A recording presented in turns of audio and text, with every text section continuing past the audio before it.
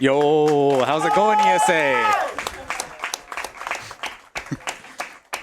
Welcome, everybody. I am TTS for life. That's short for Trevor the Speedrunner, to the stars, whatever you want to come up with. It's pretty open-ended these days. My name is Fact the Ashes, and I will be commentating, and I'm also a runner of this game. And I'm Rubentus. I'm also a runner of this game, and good friend of TTS over here. Of course, of course. All right, so we're going to go ahead and get started here because we got a little bit of downtime here as we wait to boot into White 2. And I'm going to use this time to remind everyone about our incentives for today. So we're going to have an incentive to fight Cynthia and N at the end of this run. So you have the whole run here to try to get your donations in. It's $500 for each. I know Cynthia is pretty well along. I think it's over $100 at this point. But we definitely need to help N catch up a little bit there. So if you want some more N and Cynthia action after this run, let's get those donations met. So yeah, definitely don't want to miss those fights. Right. So I'm going to turn off my DS on the 30-second here because I want to boot it on the 35-second. So what this is going to do, and you can start time now, by the way. Sorry about that. All right. So Pokemon White 2. Right away, I'm going to be doing a lot of RNG manipulation. I'm going to be very focused on it because I don't want to lose manip for as long as possible. So I'm going to let my commentators kind of take over once we're through the intro here. Nothing too special with this intro here. We're just going to have Professor Juniper give us the whole spiel. You know the drill. You've played a Pokemon game before if you're watching this. So we're going to go ahead and pick the girl. Girl's slightly time lost, but I like the girl, so we're going to play the girl. And I don't have a trainer name incentive, but I'm going to name it something very appropriate. ESA. And I'm going to go ahead and name our rival very appropriately as well, ALS. For Alzheimer's, because we are beating Alzheimer's. So I was paying attention to the creating save data there. That clock kind of helps me determine if I hit my seed. Since it was pointing down, I know I am good and I've hit my seed. So now I just have to be really careful about getting to my Tepig. So there are two different RNGs that I have to work with in this game. There is what is known as the PID RNG and the IV RNG. The IV RNG determines the IVs of your Pokemon, which is on a scale of 0 to 31 how good that stat is. So Pokemon with a 31 IV is as good as it can get, and one with a 0 is as bad as it can get. So I have a really good Tepig waiting for me, but I have to take very specific movement to go up to Bianca so that my PID RNG will align at a certain frame so that I can pick up the Tepig with the nature that I'm looking for. Which in this case is going to be Rash. Yes. Yeah, so if we step back a little bit and talk about how you start speedrunning this game. Yes. So this game has a very strange RNG quirk in that when you have to manip the RNG, one of the biggest factors in what RNG seed you get is the MAC address of your DS. Yeah. For some reason, the MAC address heavily affects the seed you get. So that means it's only the case for Gen 5. Yeah, only Gen 5. And that means because MAC addresses are always unique, there's no two MAC addresses that are the same. That means that everyone who runs this game has a different RNG. Yeah, everyone has to make his own manip. No manip is going to be similar to the other. Yeah, some MAC addresses are just better than others. There's just no better way to say it. Yeah. The nice thing about it too, though, is that you can come up with your own manip. So whatever you are comfortable with doing for movement to get your manips, it doesn't matter. Because you do it yourself. So you can come up with all the stuff that you are comfortable with doing if you want to do really wonky movement, if you want to go for a really optimized seed, all that fun stuff. So yeah, so RNG is quite easy to manip in this game because it moves really slowly compared to a lot of other games where it might move like once every frame of the game. In this game, I guess to save performance, it only really moves when something is happening. Like something happens, RNG moves up by whatever amount. Yeah, and to be able to hit the seed in this game is also like way easier than other games. In other games you have to do a frame perfect input in the beginning to hit the seed. In this game you literally just have to hit the right second. Yep. And have to hold what's called your key presses in the beginning. To be able to hit a seed you have to literally hold specific buttons in the beginning to be able to hit that seed. And they are just going to be running depending on what the seed is. But just as long as you hold the right button, hit the right second, you're good to go and you always will hit the right seed, which makes it a lot easier than other generations to be able to start the run. All right, so I believe I did the movement perfectly, and my mashing was good, talking to Bianca. So I should have a Rash Tepig waiting for me here. And we'll get to know for sure when we get into the fight here. I'm not going to be giving it a nickname. In a lot of Pokemon runs, you would see Tepig getting a one-character nickname to make text go as fast as possible. But this game has text that goes really, really, really fast, so we don't have to worry about it too much.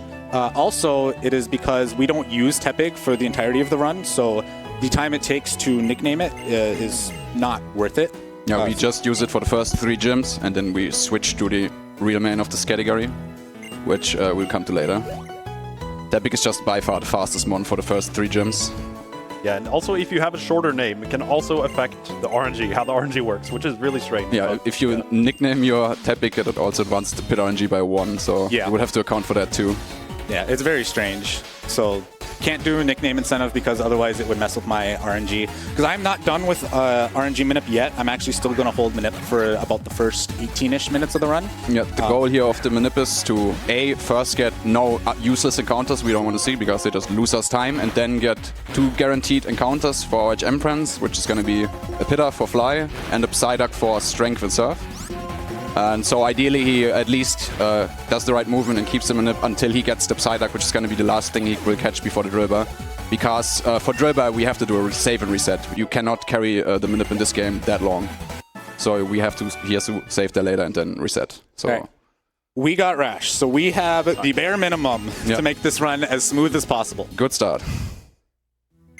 Yeah, so another factor that we didn't really talk about, but that until recently was quite heavily ruined your chances of doing runs a lot of the time, is Timer 0. Yeah. So Timer 0 is a very fast timer on the CPU register of the DS, and it was very difficult to control because we didn't really know how it worked. Yeah, we didn't know really what affects it or what to do to make it consistent. But thankfully there's a thing called Auto Mode, which is just a setting of the DS itself on how the DS boots up. Like manual mode boots the DS up into the home screen, and auto mode directly boot into the game. And that just makes it way more consistent to be able to hit the correct Timer 0 and therefore the seed you want to hit. Yeah, it's still not 100% consistent. It depends on the RNG seed that you're trying to hit. Some seeds have an inconsistent Timer 0 for some reason. Yeah, some are just better than others. And funnily enough, you can also affect what Timer 0 you hit by literally changing your nickname of your DS, the color you're using for like the theme, and also the message of your DS. Funny enough, that actually affects your DS and your Timer 0, and you can mess with that to be able to hit different Timer 0s and therefore also more seeds on other seeds you want to hit. Yeah, so for those keeping track at home, what all goes into creating your RNG seed for Gen 5 speedrunning is your DS MAC address, the date and time that you boot into the game, accurate to the second, and your Timer 0.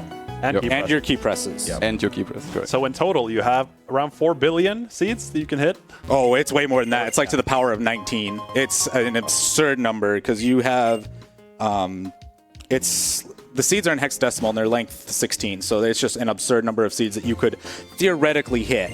But all DSs have different MAC addresses, so they can all hit kind of different subsets of those seeds, and within reason, only a handful of those too. So yeah, you cannot really change your MAC address either. So no, that's not possible. Right. You can only get a new DS. It's part of the Wi-Fi system on the motherboard, so yeah, it's not really something you can change. Right, and because there's so many seeds anyway, it isn't too big of an issue to just end up having a Minip that doesn't work. Usually, you can find something that is pretty good. Yeah, in this catching tutorial, you have to actually have to mash a lot, otherwise you will lose at least like 10 seconds, I want to say. Because for some reason, it's way slower without mashing, even though you're not actually doing anything. All right, so my goal here with my RNG Minip is I'm going to make sure that I get no encounters. So I'm going to be taking very specific movement from here to all the way till I come back to fight the first gym, just to make sure that I don't get any encounters except for the 2 that I want.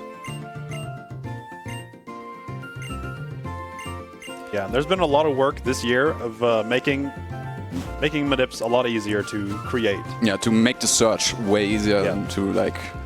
There used to be a lot of manual testing. Like, on this seed I can get the bird, but I cannot get the Psyduck.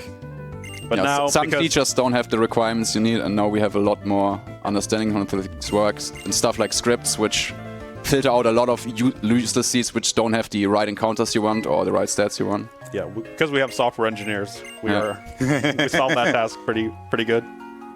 It's such a natural flow to become a speedrunner and then just become like a computer science kid and just break your game. Yeah, fits very well together. All right, so just some Flockacy stuff here. Alder, the champion of the previous game, who you never fight in the speedrun, so who knows if he actually is champion. Yeah, and since he always hits the same seed in the beginning and always will do the same movement, all the NPCs will always move in the exact same pattern, so you can always take the NPCs also as a reference cue to know if he is still on the right seed or on the right frame. So here's the first trainer battle, and TTS actually has a pretty big advantage over, I guess, most people who would play this game because he is left-handed. Yeah. Left-handed is actually an advantage in Gen 5 just because of how the mashing works. In older gens, you were able to have the setting L equals A, which just made the L button in the top left another L button, which made it just way more easier for mashing. But they got rid of that with Gen 5, and now you only have B and A and your touchscreen. And yeah, it's just slightly easier to do it as a left-handed. All right, so advanced strat here, I'm going to talk to the last. You talk to the youngster because RNG is what's called like really quiet or not moving while I'm near the youngster. So I'm going to talk to him to be efficient, because when you have trainers like proc from walking in front of them, they get the whole like exclamation mark thing and they come up to you and it wastes a bunch of time. So I'm going to talk to trainers when I can. Otherwise, I will run in front of them. This last talk is a little bit risky because there is variability because RNG is moving around the last. So I have to make sure that I talk to her very precisely so that I can still hold Manip and get this encounter here, which will be a level 2's Pit of. Yeah, on some seeds it's not possible to talk to her. You just don't have a big enough frame window to be able... Okay, you guys need to pray right now. This bird could die to this attack. It will die to a crit or 1 in 16 mag roll. Right. We haven't talked about damage rolls. A move doesn't always do the same damage. It does damage between 85% and 100%. So a move has 16 different damage rules. They're not all the same. Some are more likely than others. And in this case, the highest possible roll, which is 1 in 16 to occur, would kill the Pit-Off, and also if you would crit it, which is also a 1 in 16 chance. So thankfully that didn't happen.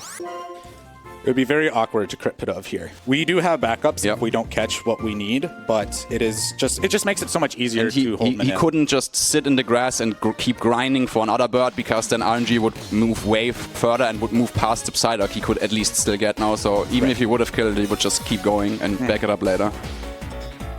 All right, so our second rival fight here, we didn't talk about it during the first rival fight, but the first two rival fights are actually coded to throw if it thinks it can kill you. Yeah. That doesn't mean you will always come out of this fight alive. Have you ever lost? I have not ever lost the Rival 2. I've lost the Rival 1 twice. I have lost this fight twice. I have never lost against Rival 1. Yeah, I've never lost either, so... Yeah, it usually takes like 2 crits. Yeah, he has anti-killer AI, so he is favored to not just spam tackle. He's more favored to just use Tail Whip than tackle. So you should really not die here. But if you get unlucky enough and he uses tackle twice, and so most of the time he has to use tackle twice and crit you twice, so not very likely to happen, but it has happened before. Is it a good time for a donation here? Yes. Sure, go for it. Awesome. We have a $10 donation by Alco. Hello, Stream2. Alco here, who ran Crystal Caves earlier. I thought I would donate $10 every time I died or had to die during my run. Well, there's one of them, so here are $10.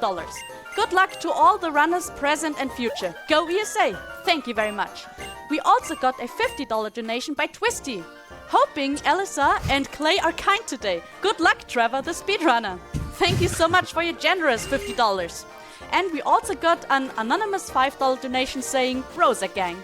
Thank you very much, everyone. And I would like to remind you that for this run we still have 2 incentives open, which are the Cynthia and the N boss fight, and we are $156 and $50 in respectively. So if you want to meet that, write exclamation mark, donate in the stream, and put your donations in. Thank you so much. Back to you.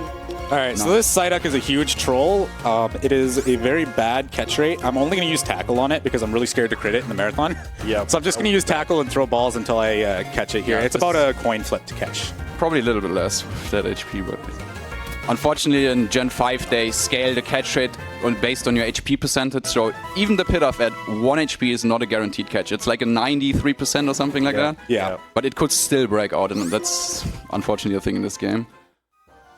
But yeah, also a thing about Psyduck for the speedrun, you want to make sure that Psyduck has the ability Damp, because otherwise it will not stand out in too many battles, but his other ability is Cloud 9, and that's a bit of time loss when it gets out in some battles just because of the extra text which it has to print on screen. Yeah, so you might see some pretty strange movement there around the spinner and in the grass. It's all RNG manipulation. Yeah. So he knows what frame he's on, so he knows what movement he has to do to get the results he wants, which in this case is just normal encounters until he gets to the first gym, because then we can buy repels. Yep. And also after picking the up X attack, that introduces some variance, because you will never be able to pick the X attack up at the exact frame every time. So you have to make sure that during routing your manip that you route multiple frames there just to count for the variance you will get while picking it up.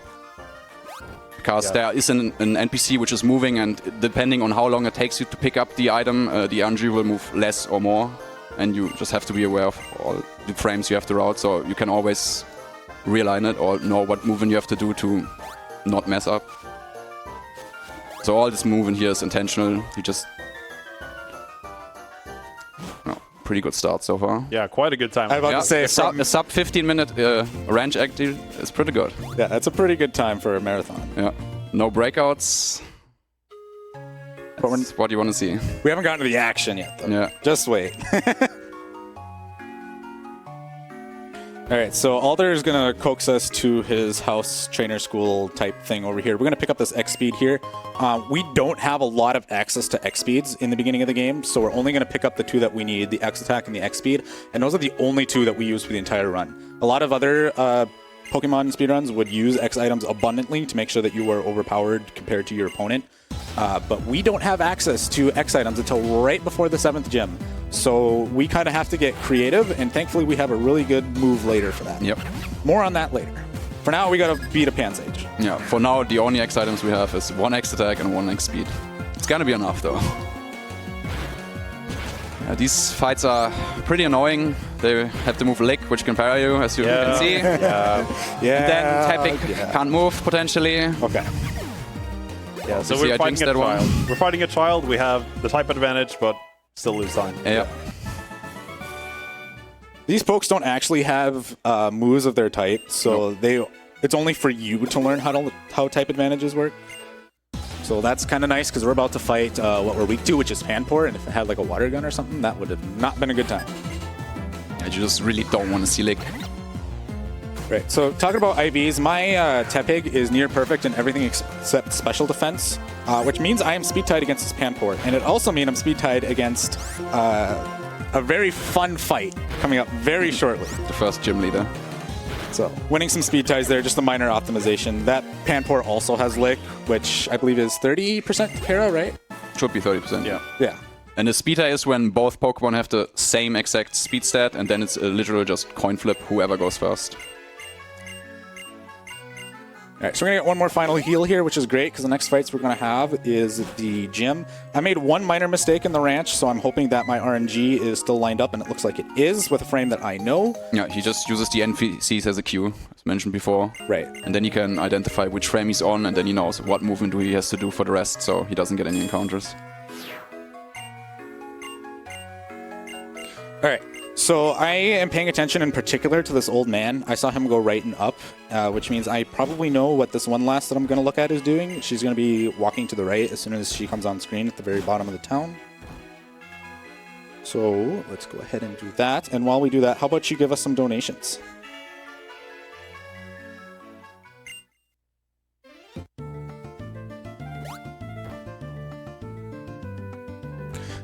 So Alder is going to give us some oranberries here, actually, which is going to help us coming up just to keep our HP low but not full. Yeah. And our last little bit of movement here, if we get through this route without an encounter, we will have held Manip for as long as we reasonably can, which will be perfect. All right, there we go. Easy as that. Nice. Very nice. 18:08, that's a really good game time for a marathon That's a run. sick start. That's a pretty good start. All right, so we're coming up on the first gym here, which is one of many recurring characters, if anyone has ever played Black White 1 but not Black White 2. We're going to be up against Charon here, who is kind of your companion throughout Black White 1. He is now the first gym leader in this town. He is a normal type. So that works really well for us as Tepig because we are not weak nor strong to it. But the big reason that we pick Tepig in the first place is because Tepig is really good against the third gym leader. Oshawa isn't really good one way or the other against the first 3 gyms before we switch our mains, and Snivy gets absolutely decimated in the second gym because the second gym is a poison type. Spoiler alert. Yeah, Snivy doesn't want to be there. Yeah. Alright, so to unlock Charen, we do have to take these 2 mandatory fights here. I'm going to be trying to take as much damage as possible to be either in or just before Blaze. Blaze is Tepig's special ability that will make its fire-type attacks do 1.5 times damage as long as it's at 33% or less of its health. I'm also going to be hoping for getting a 2-shot range on this rat here. That's very good. That's 59%. Is now a good time? Yes, now is a good time. Go for it. Perfect. The forces that be kind of prevented me from reading to you, but No worries. now I'm back.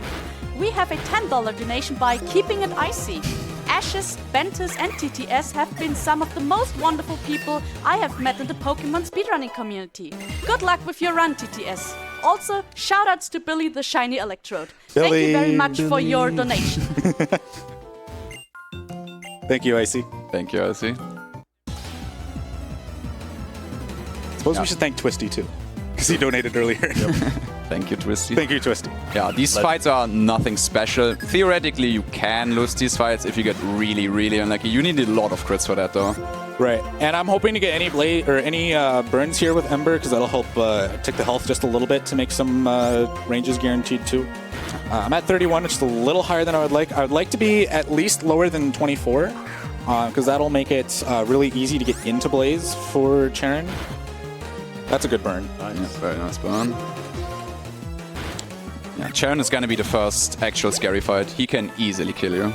Especially with Rash. Yeah. So Yes. we are going to save. Yes, there is going to be a safety save. We are speed tied with Charen's Lillipup, which means a lot of the time it just comes down to a coin flip whether or not I win. If I get a burn anywhere on this fight, I will be very happy because that means that I will be able to kill the Lillipup very easily. Yeah, for this category, most people would run Naughty. It's a little bit slower top end wise, but it is a bit safer for sure, especially on this fight. But Rash is faster, it's just more risky. Yeah. So props to TTS for running Rash on a marathon and not Naughty.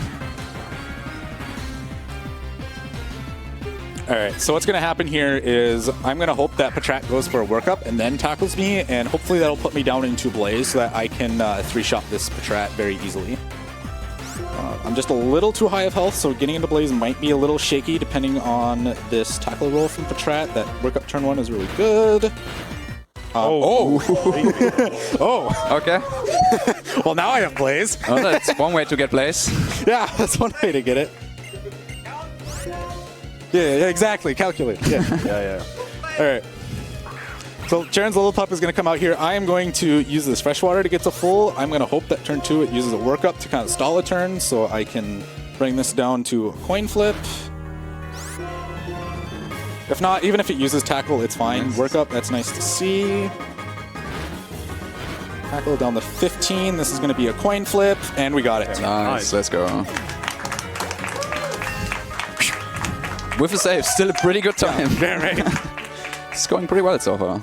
It didn't take me 4 times last night in practice to get past Charen.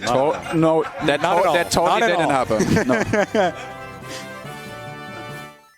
All right, so we're at 15 Blaze. I would have leveled up to, I think, about 17 HP, which I think is just outside of Blaze, unfortunately. But we have a couple fights to try to put me back into Blaze for the next gym, because we're going to take advantage of Blaze a ton.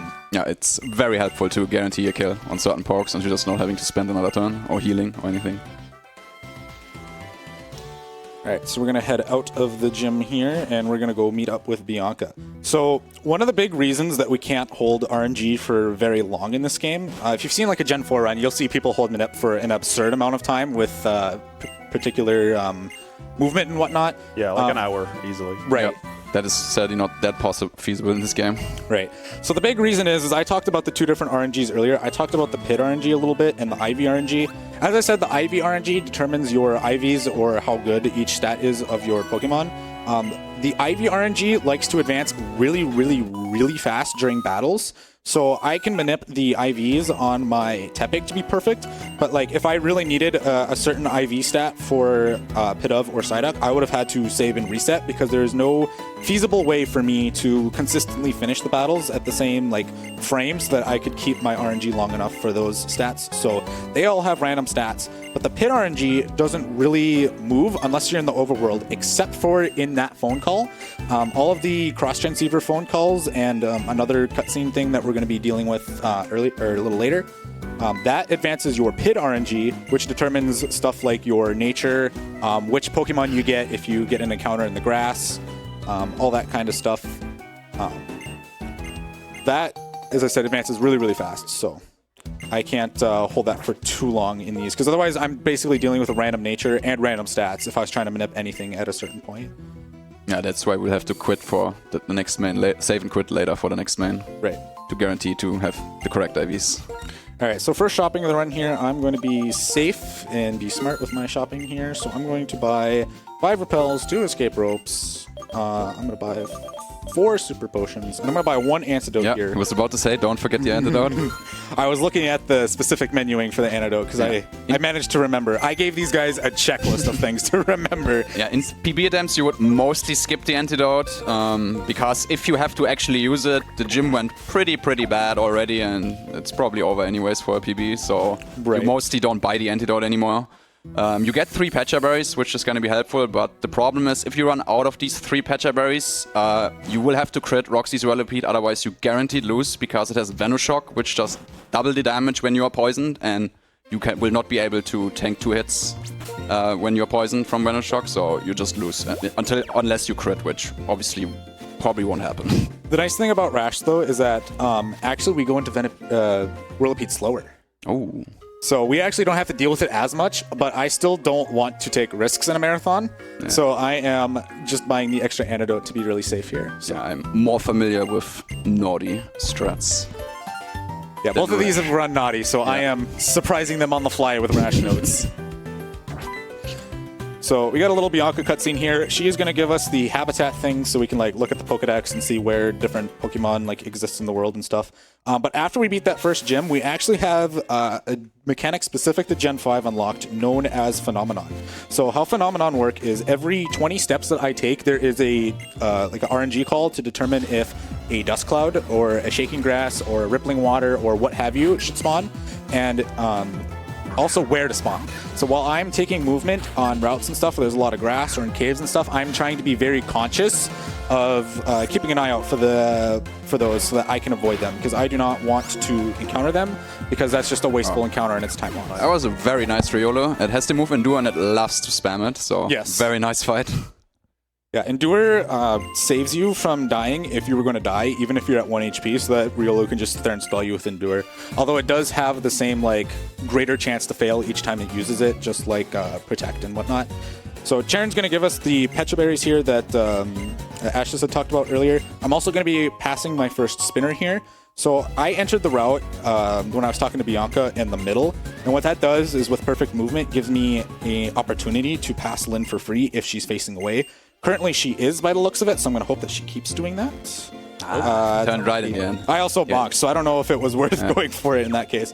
So instead, I'm going to do the typical like spinner pass method, which is okay. Yeah, you take a step, you open the menu, you check for a quick spin, which in that case happened, and you do it again, and that's then you get past her. Yeah, so it's random when they turn, but how often they check to turn is always consistent. So you can kind of react to when they turn away, and then you can take that step and flash the menu, and if they turn back, that means that you got quick spun and you can just reset, because otherwise if you YOLO'd it, you would have just been caught. So the reason to take the step is you want to make sure that they have different cycles they spin on, and you want to make sure that she's not on the cycle where she would turn quickly enough to see you immediately. So that's what the step and the menu is for, to check for the quicker spin. And if she hasn't turned at that point, you know she's on the longer cycle, and then you have enough frames to just buffer the walking. You have to walk past her, you cannot just run past the spinner, they will see you. But then if you buffer the movement right, you have enough frames to just walk past her because you know that she's on the longer cycle and you are just good to go. Right, so spinners, some of them are what we call deaf, which means they can't hear us. So if we run around, they don't like react to us in any way. But some spinners, what will happen is if I hold the B button around them, they will try to look in my direction to try to catch me going by them. Yeah, there are not too many dev spinners. The first one was the one before the X attack. That guy is deaf. You can just run past that guy. Yep, that youngster in the ranch is deaf. Lin is not. Yeah, most spinners will react to you running. Yeah. Most of them. All right, so here's going to be my second safety save here. Here's the second item on my checklist of things that I told my commentators to remember for me. Yeah, this fight is, I would say, even more scary than Roxy. Yes. I hear the chants and I love it. Yeah. All right, so first fight here is Billy Joe. We really want to take advantage of Blaze in this gym as much as possible, so I am saving in case I get crit, because if I get crit, it usually means I'm dead. So I'm only going to save for the first one. Untimed save. In this gym, untimed critical hits is almost always a death. Right. So Blaze here guarantees this Venipede, otherwise it'd just be like a 1 in 16 chance for me to kill it. And that's without a crit. Oh, it's still the same range with Rash. Didn't know that. Yep, it's still the same same range, sorry. This coughing, it's about a 30% the 2-hit with Blaze. It's about a coin flip if it's in the red. Yeah. That is very good. Let's go. That's how you want this to go. Oh, perfect. Yeah, when coughing goes in the yellow off the first Blaze hit, I know I have about a coin flip to finish it in 2. So that's a very good start. Yeah. When we talk about ranges, that just means like when we, for example, say like an 11-16 range means that 11 out of the 16 possible damage rolls would kill, the other 5 won't kill, and that's when we say like it's 11-16 range. Yeah, we know the stats that the enemy has, we know our stats, yeah. so we can. The enemy stats are set. Damage calculator. So we can just use damage calculators to figure out exactly what we need to know. Alright, so thankfully we didn't end up losing our Blaze, having to heal on the first coughing, so I can just go straight into spamming Flame Charge here. Getting poison there is fine because this Grimer has Disable, and that would disable my Flame Charge, and I have to use Ember instead. The reason why we fight Billy Joe first is because of Flame Charge. Grimer is very bulky in special defense, so using Ember against it just isn't a very good time. That is pretty nice. Pretty nice gym so far, yeah. It wasn't necessary, but it kept me from taking more damage. Yeah. So. Not a whole lot of poisons. Right. Kept Blaze for the second fight. Pretty idea.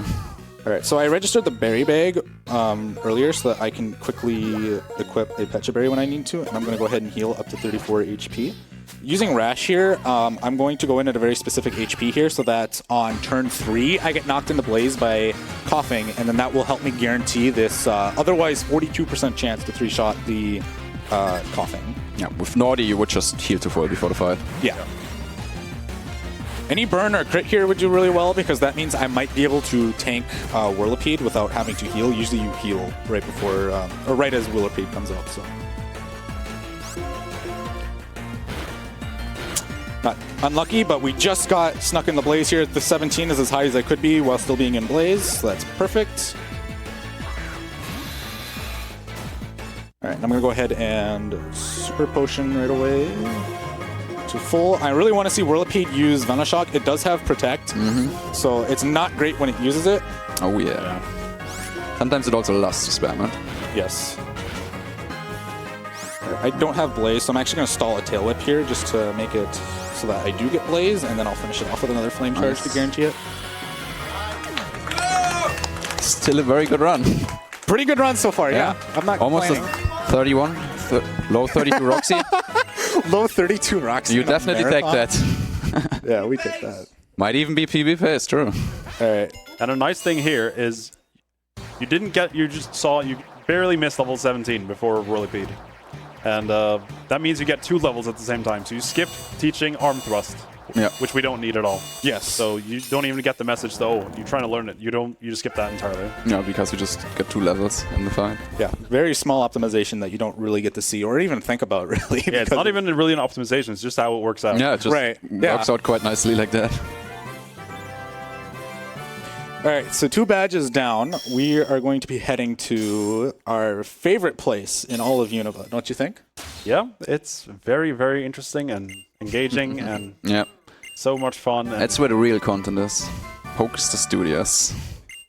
A very, very good time for a lot of donations. Yes. If there are any. We have no donations at the moment, but we have some messages that we can talk about. Namely, I would like to remind everyone that we still have two incentives for this run, namely the Cynthia boss fight and the N boss fight. And right now we are $175 and $50 into the $500 limit. So keep the donations coming. I bet with you until the end of this run we can still do this. Thank you. Back to you. Alrighty. So we're heading into Pokestar Studios, where we're going to meet Mr. Stu Dio himself. Get it? Get it? So, these guys watched us fight Roxy and think that we are the next big movie star. So they are forcibly dragging us into Pokestar Studios to make us learn about all the wonderful gimmicks. This is like the contest gimmick from Gen 3 and Gen 4, or in addition to the musical gimmick that was in Black White 1 that you're also forced to sit through and watch during that speedrun. Except this one I think is like way longer. It's like 6 minutes to get through this. This is pretty long. So if anyone at home wants to go to the bathroom, grab some snacks, this is a very good time. This is perfect time. Nothing is going to happen here. You won't miss anything. Funnily enough, there is a little bit of RNG actually in here. It's going to be how fast the credits of this first movie here will end, and then also if you get a free Swift Ice Bronze later on the Pawnyard. So there is actually some kind of RNG involved. Nothing you can do about it, but yeah, you can lose a few seconds here if you get longer credits, or crit, for example, with Ice Sponge. Right. So this sailor is Roxy's dad, who is the boat captain that would take us to the next area, but he is hard set on becoming a movie star. And he is hard set on teaching us how to become a movie star. So he has shot a movie, and he's going to show it off to us. And honestly, I think that this should top the box office. Like, we really need to give this... This is an Oscar-worthy movie right here. It's Bryson Man versus Midlife Man of Justice versus Bryson Man. Yeah, it's so confusing because they call it Bryson Man and then the subtitle is Midlife Man of Justice. He's the real Bryson movie star. And then they call him Riolo Man right after. Like, which one is it? So the lore here, I think, is Bryson Man wants to like tear down an amusement park or something. I don't really understand why there's an evil villain and hero fight in an amusement park, but hey, it's not nice to do bad things. You know, there's the message of the movie. All right. Have no use for either ideals or dreams. Sure. Yeah, right. All right. Riolo Man's on top. He's got the Pawnyard. Will he win this time? Probably not. Prepare to be finished. The hero is scared. That's not how movies are supposed to go. Air slash. That's super effective. Oh no! Oh, he lost again. Oh God, no! That's all we had was Riolo? Oh no! Seems kind of unfair that he only has a 1 poke. I know. Bryson has 2. What's that about? Alright. We won't forget you, Riolo Man. Thank you for knocking out a Pawnyard. Maybe one day he will get his win. This is the slow credits. We lost like a second or two. Yeah, that's what I was talking about. It's just completely random. Nothing you can do about it. You either get slow credits or you get fast credits. Yeah. It's probably a 1 in 3 because you can get the credits on the left side and the image on the right side mirroring what's right there, and then you just get the full one. So, right. The movie crowd was not appreciating that movie. No, they all checked out as soon as it was done. I mean, they were sleeping as soon as like Riolo took out the Pawnyard and they fell asleep. Like, that's the action right there. So now, after watching a movie, we got to record one ourselves. Yes, of course. They said, surely we will be better at recording movies than Pop Roxy, I think is his canon name in the game. Also, a fun fact about this place, there's like a tree way over to the right that you can just surf into. Didn't actually know that. Yeah, it's really fun. Good to know. You should try it sometime. Yeah. Also, I think it's Edhead who did like 8 hours of Pokestar Studios speedrun. Oh, yeah. Shooting all the movies. Yep. There are a lot of movies, and it's kind of like a puzzle where you can get like different endings and stuff too. I don't think anyone really played this. I think he's the only one. Yeah. All right, one person in crowd did. Shout out to you. Yeah, shout out to you, guy in crowd. You really love Y2. All right, so there's Bryson, the man himself. We've been honored with an autograph. Yeah, we're just gonna take a rental poke here instead of. I don't think it actually lets you shoot with your party. I think it forces you to. I never tried, honestly. You can shoot with your party. Oh, can you? Yeah. Oh, I had no idea. Yeah, and it's just slower. We're just gonna click Ice Punch, even though we could kill the enemy poke, but it's just faster to use Ice Punch and then die ourselves, because otherwise he would send out more pokes. and so we can just end this movie in one turn, basically. I just believe in Ice Punch. I don't know why you're Ideally, such he gets a doubter. free savage Ice Punch, which would be pretty high. Saves, like, I don't know what, maybe a second. Yeah. Because then Ponyard can't move. Damn. Aw. Unlucky. Unlucky. So there's a 10% chance with Ice Punch to freeze there, and if you do, the director's like, whoa, whoa, whoa, whoa, that's not in the script, and then cuts the recording short so you don't have to watch Riolu die. Yeah, you really have to make sure to say yes here to this, otherwise you have to Yes. shoot the movie again, and that's very, very slow. Also, fun fact, if you don't have an existing save already, this is a fake save. It doesn't actually create a save here. Yeah, it's very strange. Yeah, not sure why, but that's just how it works. This is also how you soft block as quick as possible. Yeah. All right, so movie's done. Thank God. We can move on to the fun Finally. stuff. So now we can go find Pop Roxy himself and just take a ship straight to Castilia, right? There will be no nefarious actions that get in our way. That sounds about Surely the evil team from 2 years ago are gone, right? They haven't come back. Surely not. Yeah, they love to shout their team name when they lose a lot. Oh, darn it, they're here. They're back. God damn it. Who would have thought? All right, so we're gonna have some fights here. These are not guaranteed, actually, even though that we're an evolved Pig Knight that is very strong. These fights are only guaranteed if we have Blaze. This Patrat is very, very favorable. It's a 15 and 16.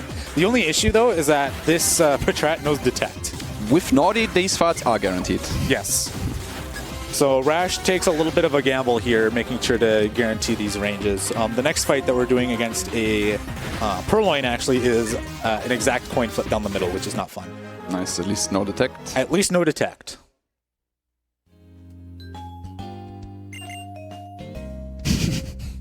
All right, so while we go through this, I'm going to remind people that you better be donating for the Cynthia and N-Fight incentives. Those are at the end of the run here, so you have the entire run to get those in. Please, please, please, please donate to those fights. You don't want to miss them.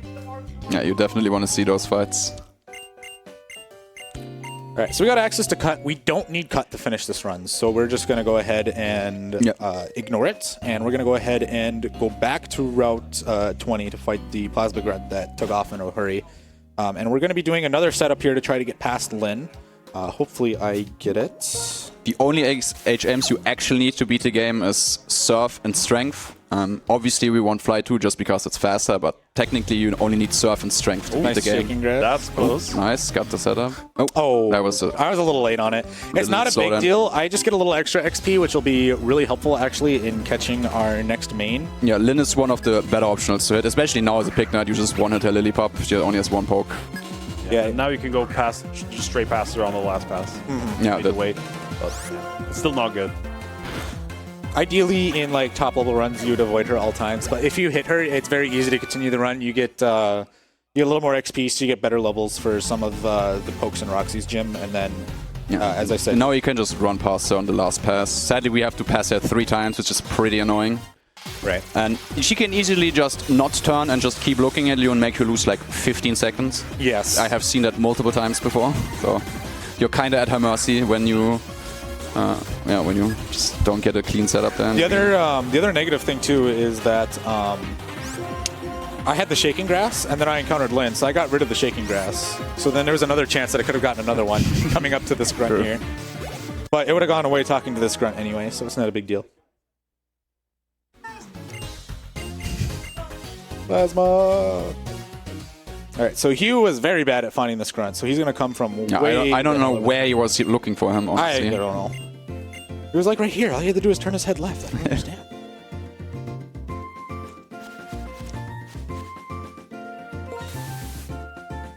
Alright, so we're going to go ahead and head back now. Now we can finally go to Castilia City with nothing impeding our path. Yeah, about to get our final main.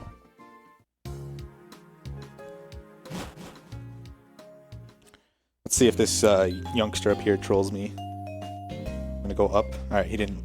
He went up after me. You just hope he goes up, but nothing you can do about it. Great.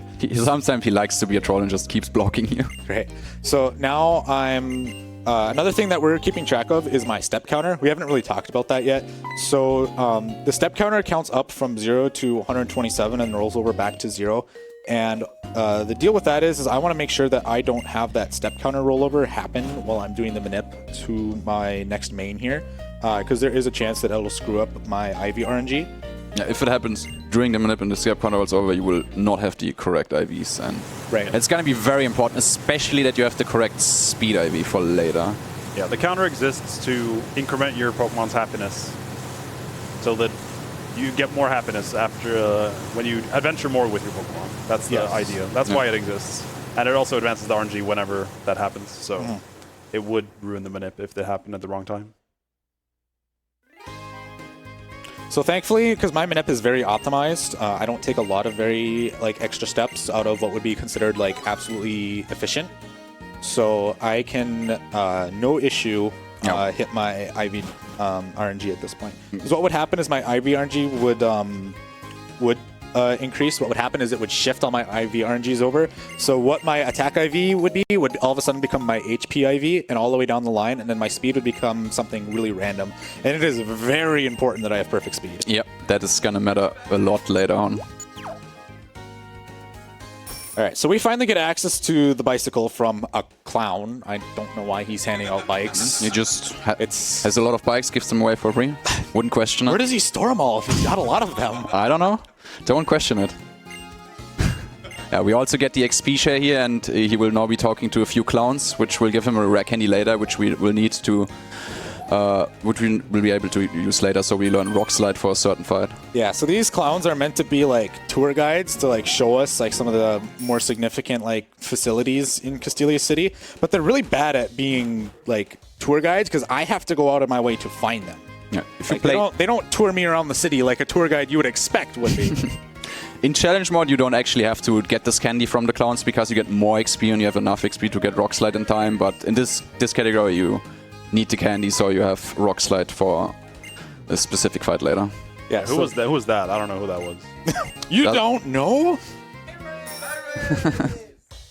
I think you know now. Thanks.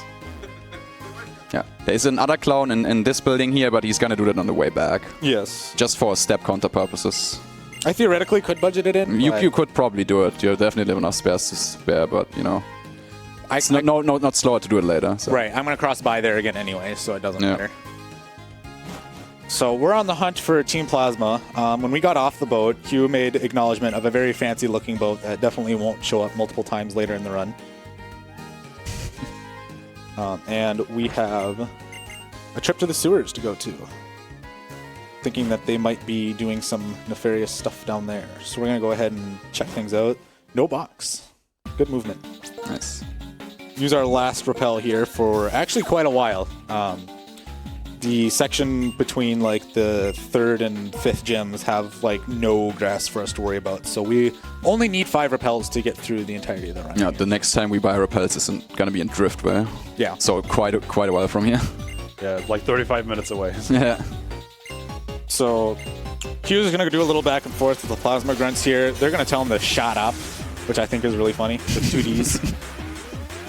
Then we have to fight him in a double here. So when we have a following double like Hugh there, what happens is after these double battles, we get a free heal. It's the same thing in Gen 4 if you've ever played Diamond and Pearl and had Cheryl follow you around through. One difference is that you can die in this battle.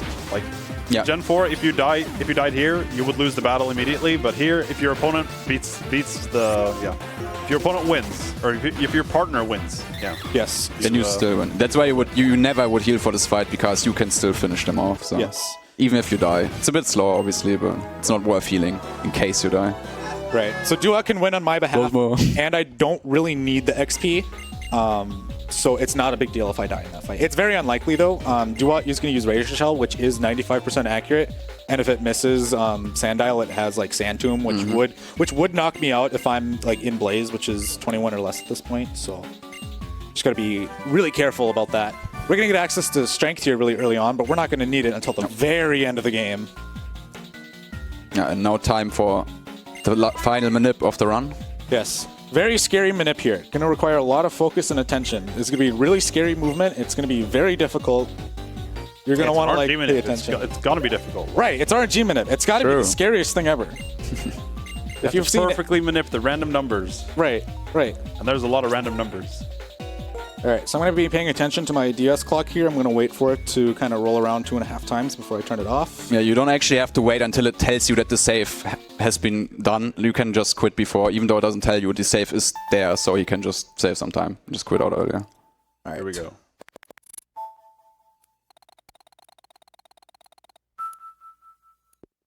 All right, that should be good. So I'm going to hold my buttons here. One of my key presses is start here, and start turns auto mode to go to like the main screen. So I have to intentionally hold start really late to make sure that I don't accidentally like boot into the DS like main menu. So Yeah, it's a bit finicky.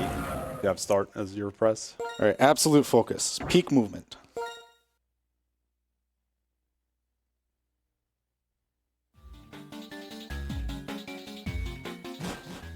Come on, can he do it? Nice. That was really scary.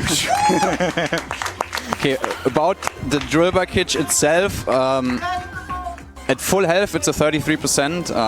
I don't think you want to go for that today, probably.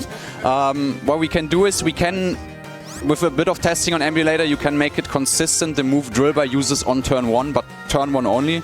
The reason behind this is Drillbar has pretty high attack and it already knows to move Dig because it's level 19 and Dig is a 9 and 16 range to kill Pig Knight from full. Yeah. So It's pretty strong. yeah, and since we wanted to hit it, we want to get at least guarantee the turn 1 move to not be Dig. But now he could very well see Dig if it breaks out. Okay, thank God. Very nice. Yeah, this is around about, I want to say like 50%, maybe a little bit less catch rate there with that HP. About a coin flip, Yeah. a little worse than. It's still worth to hit it because otherwise you just go for a 1 and 3 and yeah. Keep up with the theming here, nickname it ESA.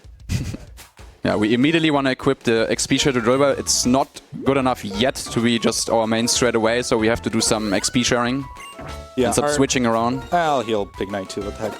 Yeah, our next gym is Bug, and Bug shares a lot of moves and types with Grass, and Drillbar being a ground type just does not perform very well. So we do pick up the EXP share though, so that Drillbar could get a bunch of experience from the first couple trainers, and then we're also going to be doing some shenanigans on Berg to make sure that Drillbar gets all the EXP that it can, because EXP is going to be pretty tight from here until right before the 5th gym. So Yeah, this Drillbar has 31 IVs in every stat except special attack, which for normal mode is ideally you want to at least have 4 for normal mode. It has female level 19, it has Sandforce as the ability, which is gonna help for 1 fight to guarantee a 2-hit with Mud Slap. Yeah, same with the special. And yeah, it has an adamant nature. yes, Is it a good time to get a message in? go for it. Yeah, sure. Thank you very much. I would like to remind everyone that thanks to our sponsor Red Wolf Networks, we have an entire pirate treasure of prizes that you are eligible to win if you donate a certain amount to our charity ESAMarathon. For example, for a minimum donation of $6, you can win a Hollow Knight Grab minifigurine. And if you donate even at $250 towards ESAMarathon, you have the chance to win one of the grand prizes, which is a custom-made ESA PlayStation 5, completely covered in the ESA purple and yellow. And you know what? Give me some donations to read and tell me all about your fondest memories about the Pokémon White 2 or why the Drift Whale City music is the best music ever in the game. Thank you very much. Back to you, TTS. Alrighty, and make sure to get your donations in for the Cynthia and N boss fight as well. We got that at the end of the run, and we need our donations. So make sure we get those in as much as possible. Yeah, it's for a good cause. So, to go a little bit backwards here and talk more about the Drillbar stuff, because we could talk for hours about Drillbar stuff.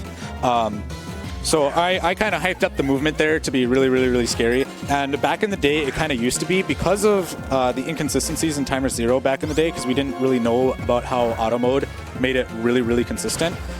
It made it so that it was kind of a crapshoot whether or not you actually hit your RNG seed or not for your Drillbar. And it also made it so that with the tools that we had at the time, it also made it kind of a crapshoot to get a Dust Cloud to appear and then get a Drillbar to appear.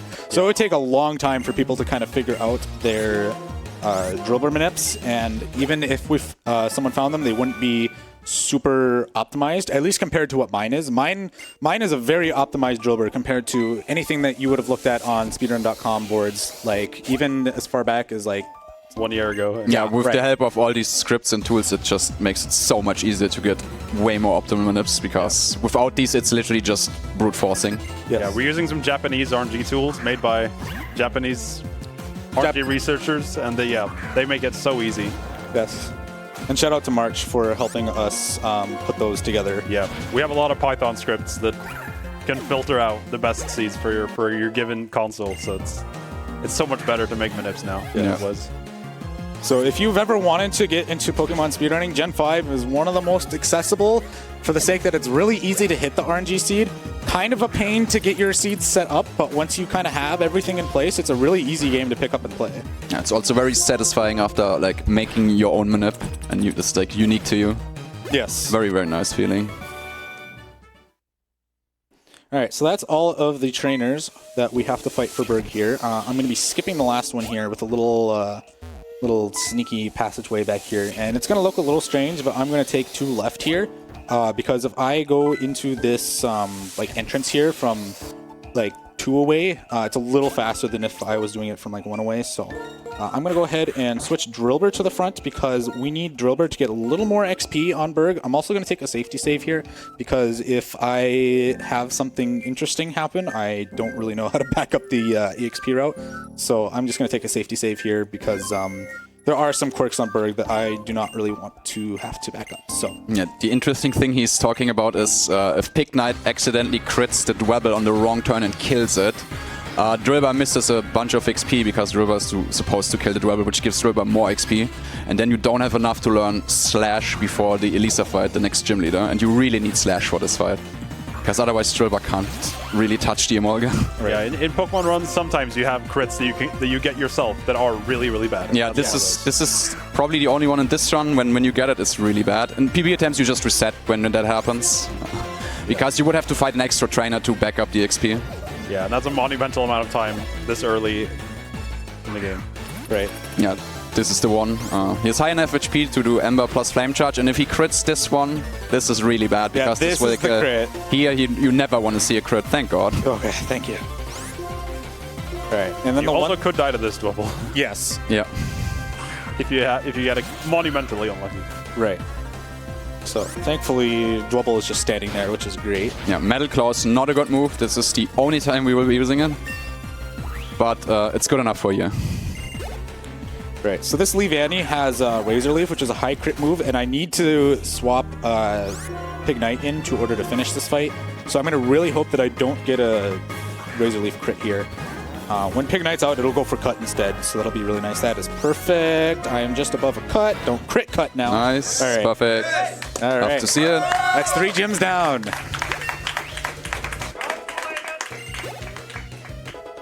All right, so now Drillbur's going to get access to one of many wonderful moves that he gets access to in Horncross Gen is a 5. very good move.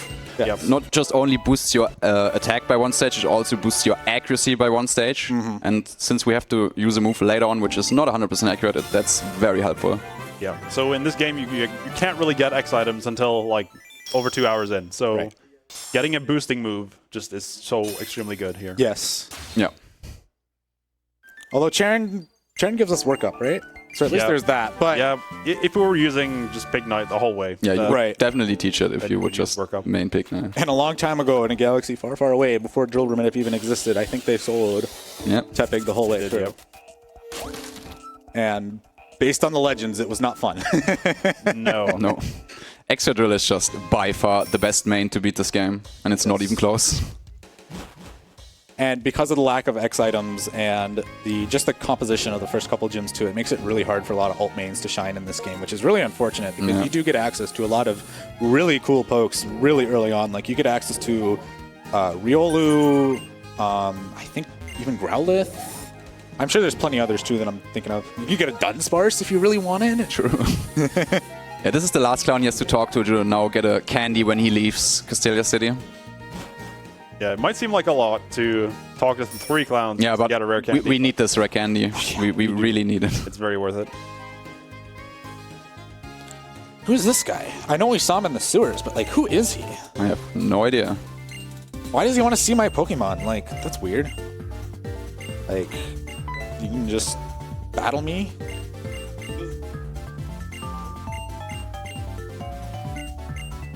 Oh, he does want to battle me. Okay, I guess we'll see you on Route 4 then. Whoa, D-pad moment. Oh, yeah, no, yeah, thanks, random person in crowd. That was RNG manipulation. Yeah. True. Yes, yes, yes. Everything's RNG manip here. Even the bad parts. All right, so we're going to get access to the dowsing machine. We really don't need it for anything, so we're going to ignore it. But thanks anyway. Yeah, and here's the last clone, which gives us the candy we need. All right, I'm going to buffer up. Can I do it? Nice. Yeah. Yeah, the few trainers on the next shot. The only one we have to fight is Chorus. The other ones you can just avoid doing the correct movement. Super Bonbon. I'm going to be very careful to avoid some trainers here because they are kind of nasty to hit otherwise. That breeder sees everything except the very bottom. Yeah, you have to make sure to hug the wall there, otherwise you will get seen. And if I entered the gate like dead middle and just held up, I could hit a backpacker too. That's not very fun. So Chorus just like told a bunch of Crustals to take a hike, I guess. This is one of the other fights where you do not want to get a crit because the Magnemite is sturdy and Chorus has a healing item and he will heal it if you crit it. Yes. So, so you just don't want to see a crit here on this turn. Yep. So this is the only fight where our special attack and our ability come into play. Everything else is just not worth it. Just for this fight, you want to at least have 4 special attack AV so you can guarantee the 2-hit here with Mudslip in Sand. Right. This Magnemite does have like Magnet Bomb, I think it is. Yeah. So even though I hit it with an accuracy dropping move, Magnet Bomb is a move that avoids all accuracy checks and always hits. So there's not much that I can do to not take damage here. And then a Dig will take care of Clink here. Yeah, we will be using a bunch of Dig for now.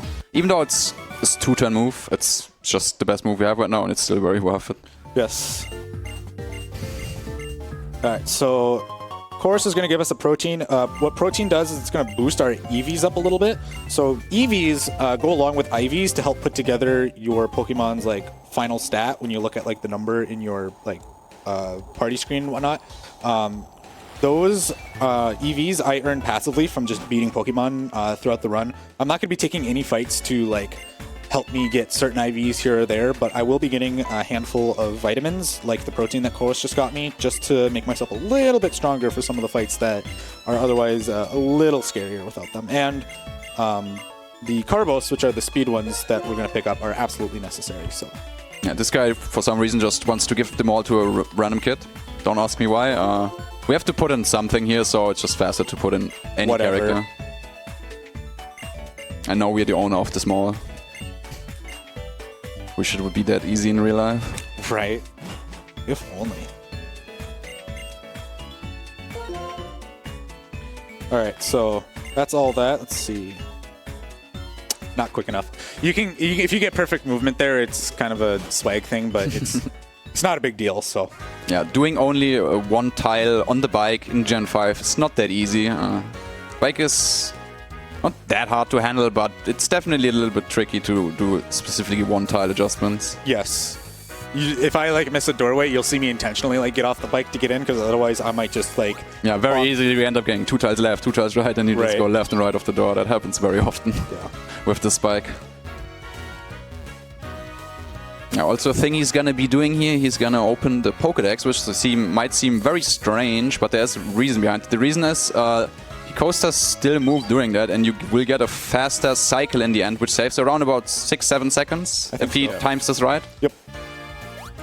So even though it might look like Thanos that he goes there in the Pokédex for no reason, it will save him sometime later if he timed this correctly here, which looks good so far to me. And I'm not in danger in this fight, but I am speed tied. So in the meantime, if you got any donations that you want to read or anything you want to shout out over at the commentary or at the donation desk. Absolutely, I would love to. We have a $5 donation by Pipkin Pippa saying, "Be nice to Cool Rest." And I tend to agree because, judging from his hair, he's like a protagonist or something. Probably. Thank you very much. Alright, so we still have to kind of wait for this coaster a little bit, but you'll see the in a little bit, the other two are lightning fast to come through. Yeah, even if it didn't open the Pokédex, you'd still have to wait a while there. Yeah. The faster cycle is gonna come for these two. It also means that I have to be pretty quick on movement. Yep. If you take an extra step, you can easily see this coaster scoot away again. That's always very unfortunate when that happens.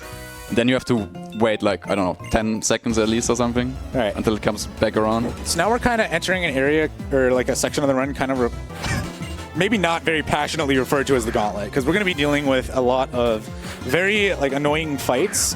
This is the first of many Pokemon that have the special ability Static, which means that if I use a contact move on it, which I am because Dig is my best move by far, I'm going to be at a 30% chance to get paralyzed. And I think it would be a wonderful idea if for every time I get paralyzed, we donate $5. Sounds good. Sounds good? Yeah. People in crowd, $5 for every para. Anyone gonna match? Get a couple hands back there. Absolutely, let's do it. And I just want to say, like, the music in this town is like an absolute banger. I love it. Oh yeah. Oh yeah, the Gen 5 soundtrack in general is very, very good. And here you can see the coaster perfectly arrives on time. Yeah, that was very close. If he wouldn't have done the Pokedex, he would have been there too early, and the coaster would have already been looping back around. So this is where he will save the time because of that menu. A revive in the trash. I don't know why you Who would leave that throw in that there? away.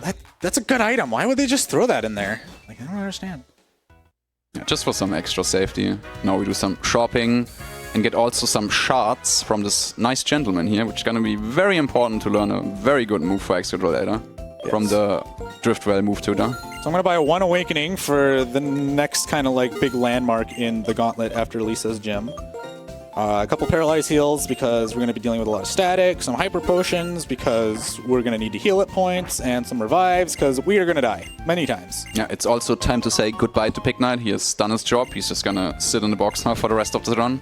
We will keep Pidove and Psyduck because we will need them for HMs later. Yeah, so we're finally pulling them back out of the box. The reason we put them in the box before the second gym in the first place was because there would have been a mandatory double fight that we would have had to take care of if we had 2 or more Pokemon in our party. But because we only had 1, the double fight can't like properly go because it doesn't want us to fight against like a 2v1 situation. Yeah, they think it's unfair, even though we would have totally won. Yeah, it's 2 Sunkern. Like, we really could have won.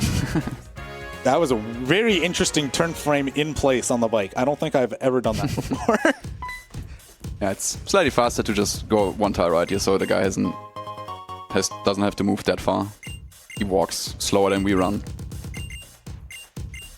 And yeah, this is just a static gauntlet. You just hope for as little statics as possible. Yeah. So the weird quirk about this fight coming up here is that we're dealing with an Elekid that actually can't attack us. So all it's going to do is spam Light Screen. But sometimes the AI will be smart enough to realize I don't have an attacking move and will swap it out for something that does. So because this Elekid comes out first, she might swap into her Flaffy. And if she does, I have to deal with 11 and 16. So ideally, she doesn't do that because then you have level 24 for the Fluffy. But yeah, most of the times I want to say, oh, nice. All right, nice crit. Got the range, we'll no static. That's a good start. Yeah, we'll take that. Yeah, everything in this gym has static except the Blitzel. the Blitzel and the Yes. Zap Striker on Elisa. Yes. Everything else has static. Yeah, so everything you see here is a 30% chance to get paralyzed. On average, I would get paralyzed usually twice. Getting parried on Elisa is very not fun. So hopefully, if I am going to get parried, which I really want to for the sake of donating to charity, I would hope that it is not on Elisa. You gotta get at least 1. Like, come on. I got at least 1, yeah.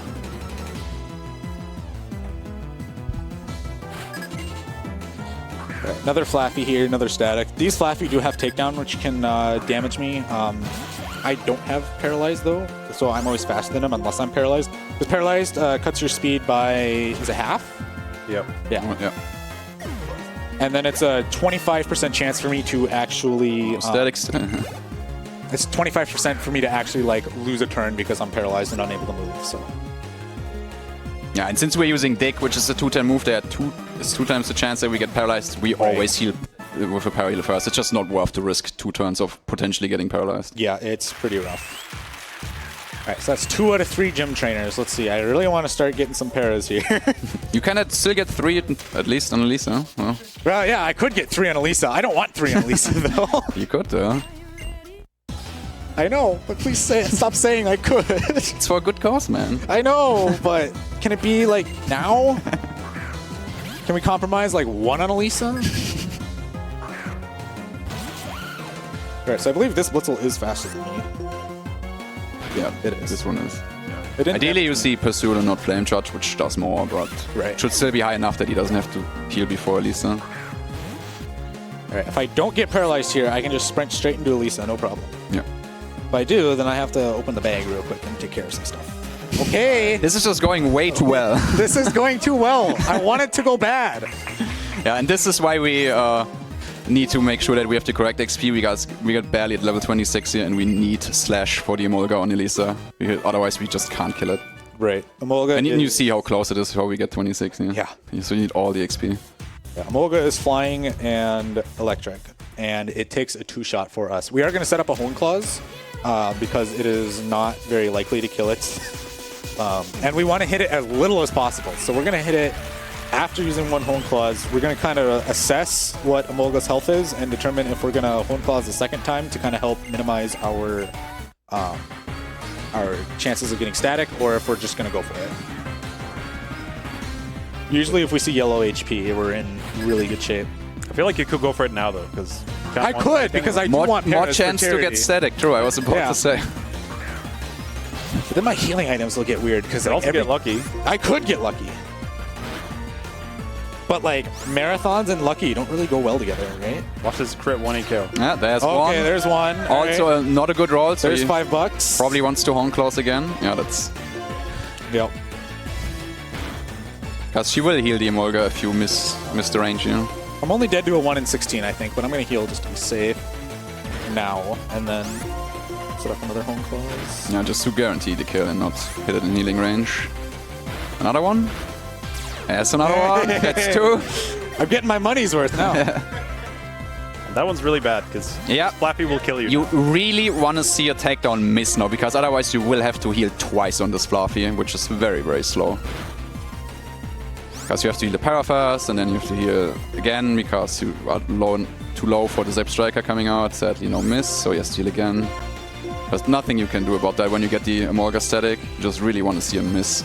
Hey, well, And now it misses, of Now course. it misses. Of course. That's 3. I told you can still get 3. That's probably about as bad as this fight can go. Yeah.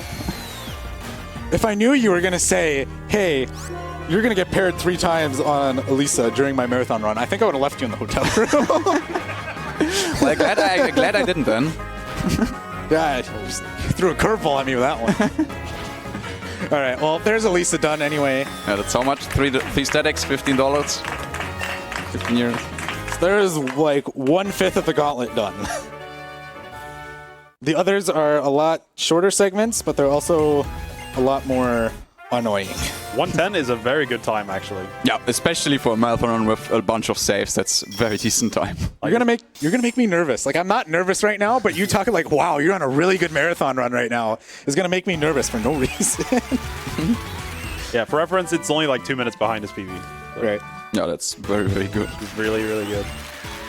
All right, so the grand total of paralyzed heals was 3, so there's $15 there. So you all better be pulling out your phones and donating $15 right now to the N and Cynthia boss fight incentives. Absolutely. I expect to see those donations very soon on my tracker here. Yes. Is it a good time for a short message? 1 second. Of So course. what we're gonna do is we're going to rare candy to 29 here because we're just at a very convenient time to use the most of the rare candy without like losing XP, and we're gonna say goodbye to Middle Claw because Middle Claw is a bad move. Yeah, we really needed this candy to be able to learn Rock Slide here. It's very, very important for the next fight, which is going to be a triple fight. Yep, I'm also gonna use Approaching here to kind of start boosting up my attack, and we just learned a wonderful move called Rock Slide that is definitely 70% accurate and not 90%. Because I thought it was 70% accurate until about 2 weeks ago when I was writing my messages for our wonderful restreamers in all the different languages. I wrote that Rock Slide was 70% accurate and had Ash's proofread it. And he's like, you know it's 90, right? I'm like, no. And his response was, how are you third on the leaderboards? That was pretty funny, yeah. So All right, we're coming up against a Watchog here that has some really trolly moves. It has Super Fang, which cuts our HP in half. It also has Hypnosis and Confuse Ray. So this fight can go really well or really bad depending on what it uses first. So I'm going to hope that I don't get confused or put to sleep and can get through the fight. Otherwise, grab some popcorn because it's going to be quite the show. Yep. This Watchog cannot kill you, actually. The only way you can actually die is if you hit yourself in confusion, because his only damage-dealing move is Super Fang, which always just gonna do half of your HP. It just can't kill you. Right. So yeah, the annoying thing is just if you start hitting yourself a lot in confusion here, because this Watchog will not die in one hit without a crit. Right. So grab some popcorn, enjoy the show, and read what you got for us. Absolutely, thank you. I just want to remind everyone that next to donations that you can send our way, you also have the chance to contribute to ESAMarathon in another way. Right now we have a limited offer for our ESASummer23 charity T-shirt which design was designed by the lovely Marco Doodles. It's currently available on speedrun.store, and it's going to cost $22, but $8 out of those 22 are going straight to ESAMarathon. Just check out !merch in the chat. Thank you very much. Back to you. Alrighty. So now, if you've seen a White 2 run before, you know we're about to get into a lot of fun. Yeah. Definitely one of the worst fights of the entire run coming up. Yeah, so the mechanic that we're about to get introduced to is known as triple battles. So they were a thing that existed in Gen 5 and kind of existed in Gen 6 and then kind of went away in Gen 7 and beyond. But the deal is this is going to be a 3-on-3, and I'm going up against Charles the Heartbreaker. That is not a name that we give him. That's a name that he gives himself. And let me tell you, he lives up to his name pretty well. Yeah, don't forget to save. Yes, this will be not like for marathon safety, maybe I should save. No, this is I really should save, because it'll be really bad if I die, because I'm going to be using my X attack, and there is no backup to that X attack if I lose it. Yeah, and we has to use the move Rock Slide, and if he misses, it's not good.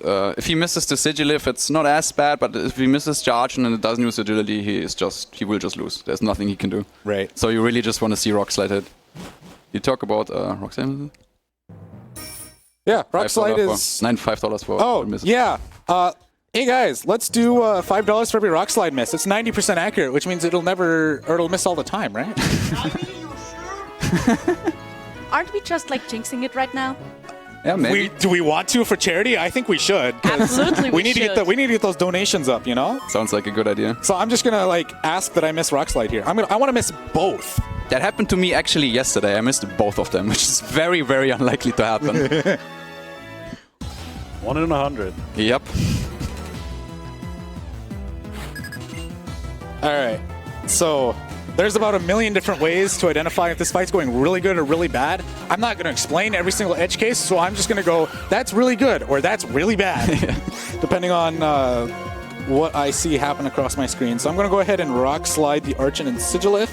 Pidove is going to use an X attack for me, and Psyduck is just going to take one for the team.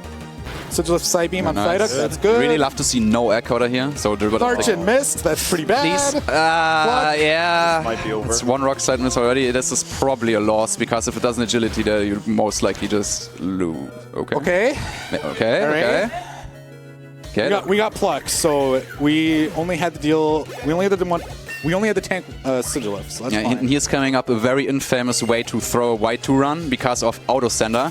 The river is now in slot 2, and if you end up healing either slot 1 or 3, the game will eat that input and will say it doesn't work, but it still eats your turn and you just die. Oh. That happens. And he crits again. Okay, let's try that again. Yeah, Slot 2 again? Yeah, slot 2 again. You really have to make sure. Okay. Just don't do it again, please. Just wide guard. Dude, okay. Where's the wide guard? I cannot believe you won, but thank God. By the skin of our teeth. Our hyper potion count is draining. Yeah, it was pretty rough. Yeah, you can afford more. I can afford more. That's definitely going to be fine. All right, so there's 2/5 of the gauntlet done. Yeah, now would probably also be a good time for some donations before the next fight. Yes, I got a little bit of setup here, and I have to dodge a shadow on the bridge here if one appears. Absolutely, I would love to. We have a $15 donation and another $15 donation, respectively by Rubentus and Affected Ashes, that are matching your $15 towards charity. Just saying static. And we also have a $5.01 donation by Pink saying, here's 501 pennies for my favorite Gen 5 starter, number 501 Oshawott, going towards unlocking Cynthia fight. Thank you so much for your generous contributions towards ESAMarathon, everyone. Keep the donations coming. The run's not over, and you can put money towards the incentives towards the end of it. Thank you very much. Yeah, the run definitely still goes at least like around about 2 hours. Alright, so we're going to use some revives here to bring Pitov and Psyduck back alive, because we are not out of the gate, and we will definitely require their assistance. Yeah, the next fight coming up is also a very, very scary one. Yeah, so the next fight we're coming up against is Rude, who is a retired sage from Team Plasma, who was like there in Black White 1, and then like all of the sages like disappeared, except for Rude and Zinzolin, who we'll get to be introduced to in a little while. But Rude is gonna like test our like affection towards Pokemon or something, and he's gonna do it using a Pokemon battle. And this fight is really scary for one of the reasons why we end up having to pick a female Jilbur. So the Swoobat is a female that knows Rude's Swoobat is a male that knows Attract. So we may have to deal with some Whitney moments here. Yeah, the reason we pick female, even though this Swoobat is male, there's another Swoobat later on the Skylar fight, which is female. Ooh, damn. Ooh, nice, okay. And it's better to not be able to get attracted on the Skylar fight than this fight. So you like have to make a trade-off between this fight and the Skylar fight later. Yeah, there's also an Attract in the Elite Four. Also, Swoobat has the move, the ability Unaware, which makes it so that it ignores stat boosts. So even though he used Horn Claws, Swoobat Unaware just ignores that, so Rockslide could have still missed there. I'm going to be very careful not to press B. Do not press B here, because we will need to learn the move Iron Head now, and Drillbug cannot learn that. $1,000 I might press B, but you got to be quick. Yeah, you need to be Exodal to be able to learn Iron Head, and it's very important. We have Iron Head for the gym coming up. And that's also the reason he got the shards earlier, so we can teach Iron Head here from the move tutor. Yeah, so we're going to learn Horn Drill, which I believe is an Oko move, right? Yes. Yeah. Should have taught it. You're right. You know, one-hit KO moves, severely underrated. Except for Gen 1. Except for Gen 1. Then they're kind of rated. Alright, so we're going to go through a spiel here with Rude. He's going to talk about all the events of like Black White 1 from Team Plasma side. We don't really care. We were kind of in our own little world during the events of Black White 1, so we're just kind of getting roped into all this. Well, I guess we're getting roped to this through Hugh, because Hugh had a Purloin stolen from Team Plasma like 2 years ago, and he's out for blood to get that thing back. He's on his revenge quest. Yeah, just want to make sure to say no here, so you don't need the Zorua. I don't need the Zorua, so I'm You don't need it again. I don't need it again. I have picked it up on accident before. Yeah, it's the move tutor I was talking about.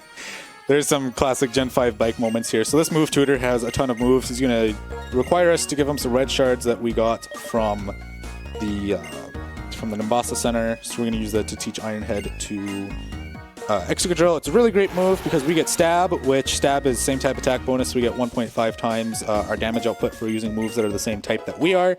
It also has a 30% chance to flinch, just like Rock Slide. As you saw Rock Slide just completely annihilate that Herdier and make it a non-issue, which was really nice to see. So we're going to be hoping to get some flinches here. This game is affectionately referred to as the flinch game because you are hoping for so many flinches. You want to see as many as possible. There's no such thing as a bad flinch. If you can't one-shot something, you really hope you flinch it. So in this gym, you just run in front of the trainers because even when you talk to them, you still get the exclamation mark on top of the head. So it's just not worth to talk to him. So you just run in front of him. But that's only the case in this gym. Yeah, because it's in the dark. Yeah. Yes. Also, one of the best gym themes. We kind of slept on the Elisa theme as we were kind of going through that gym. We just kind of let it be there. So I really like the Clay theme, and the Drayden one I think has to sit at S tier. If we were to sit here and tier list all of the gym There's a themes. lot of go ones for sure. Yeah. Only one more guy we have to fight for Clay. Yeah, so these gym trainers aren't too interesting. We just get an Iron Head spam here. So if you have any donations, why don't you go for it? Absolutely. We have another lovely $15 donations from Alvo from the French Restream saying, did you know that the Billy has also static? Shoutouts to Billy Block and PSR team. Thank you very much for your donation. Thank you, Alvo, from the front seat.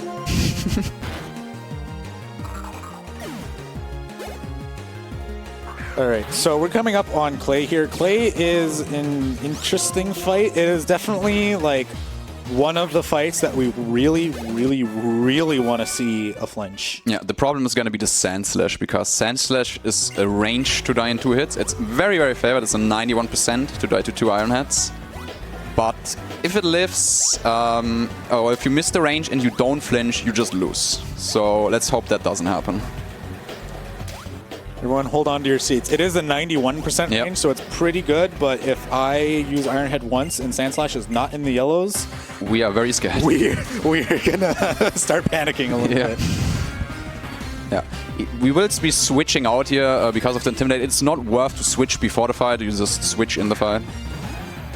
So otherwise you would have to do some extra manning later again to switch extra back to the front. Yeah. So you just switch in the fight here to get rid of the Intimidate, which we really need, because even without the Intimidate, it's still a 91% range in the Sand Slash. And using a Hone Claws to get back to neutral is not worth it, because this Croc Rock has Bulldoze, which is super effective and drops our speed. And so if our speed gets dropped, we are slower than the Sand Slash, and that's also very bad. Right, that's kind of one of the reasons we really want to flinch Sand Slash, is because it's going to go for Bulldoze, and it's going to drop our speed, so we need to do a quick switch to get our speed back. The flinch on Sand Slash saves so much time, because you completely skip the part where you have to sack another poke and then send extra back in. It's just so fast. It's such good save time. 30%. Come on. Hey! And the good roll too. You love to see it. Good flinch. Very good fight. Nice. I think Ron Rock side missed so far, right? Yeah. One rock slide miss. It was one of the worst ones. Yep. So for anyone who wants to get in on $5 for every rock slide miss, we're in another $5 already. Yeah, we will be using Rock Slide a few more times. We'll try to avoid this as much as possible, but there are some fights where it's just better to use Rock Slide. Yeah, there's plenty of opportunities yet to miss Rock Slide. So 124 clay, so it's still pretty good run. Yeah, this ain't too bad. This is going very well. Yeah. I didn't catch the Elisa time. I don't know Clay times as well as. It was like a 110 something. Yeah. 110. Low 110. Yeah, so that's only like 2 minutes behind like the 310. This is like a really good pace. All right, so we get access to Bulldoze. We're not going to use Bulldoze. We're going to get a much better move real shortly, so we're not too worried about that. But now we're going to go into one of the best mechanics, I think, that were introduced. Well, not necessarily mechanics, but like endgame facilities that were ever added in the Pokemon. The Pokemon World Tournament. So the PWT was kind of like the Battlefront tier of this game, in a way. It's basically a 8-person tournament style where you fight a bunch of gym leaders and champions of all the previous generations, and they all get their own themes and everything, and it is such a wonderful addition to Black White 2, just to take this game from like an S tier game to like an S+ tier, in my opinion. True. Unfortunately, we don't really get to see any of the gym leaders and stuff from previous games unless you donate to the Cynthia boss fight incentive. Then you'll see Cynthia, but you'll see her at her wonderful house that everyone has walked into an accident at least once. And speaking of that Cynthia boss fight incentive, we are currently at $220 out of 500. That means we're almost half there, so keep the donations coming. I'm sure all of us just want to see how the fight against the boss lady goes. Thank you. Yeah, if I keep missing Rock Slide, that donation will get there real fast. Yeah, the more you miss, the quicker we get there. Right. The interesting thing here about PvT is it's the only place in the game where the abilities of the enemy pokes are random. Yeah. And there's 2 specific pokes where it will actually matter. Like the first one is gonna be the Stoutland. It either has Intimidate or what's the other one? Sandwell? Sand Rush, actually. Sand Rush, okay. Yep. Yeah, and if you have Intimidate, you have to spend another turn setting up a Horn Claws just to get rid of that -1 attack. And then the Magneton in the end, it's either Sturdy or Magnet Rise, and you really just don't want to see Sturdy, because if it's Magnet Rise, it just dies. Yes. That's the only case here. Every other trainer in the game outside of PvT, they have set abilities and they're always going to be the same. It's just in here where... Not Magnet Rise, Magnet Pull. Magnet Pull, my bad. If Magnet Rise... Magnet Rise is a move, yeah. All right, so our first one is here. There. If you saw like the tournament bracket, you would think that it is just by coincidence that we're starting with our rival first. But in this tournament, it is actually determined who we're going to be fighting, and there's just extra NPCs kind of sprinkled in there to just kind of fill in the missing gaps of who we're supposed to be fighting. Oh no! That is a 13 and 16. That is but a 13 and 16 range. At least I didn't get confused because Water Pulse does have a chance to confuse, and that would make things kind of awkward. Yeah, that's also the annoying thing about when Magneton is sturdy. It has a move which can lower your accuracy. And Supersonic. And Supersonic, true. So you really don't want to see sturdy because, yeah, right. Not ideal when that happens. So fingers crossed here that we do not see an Intimidate proc on Charon. Is there any donations that want to be read while we're going through these fights? Yes, we have one $5 donation by Anonymous saying, "Sour please." That is directed to our lovely crowd here who is vibing and dancing out to the Gen 5 music. Thank you so much for your donation.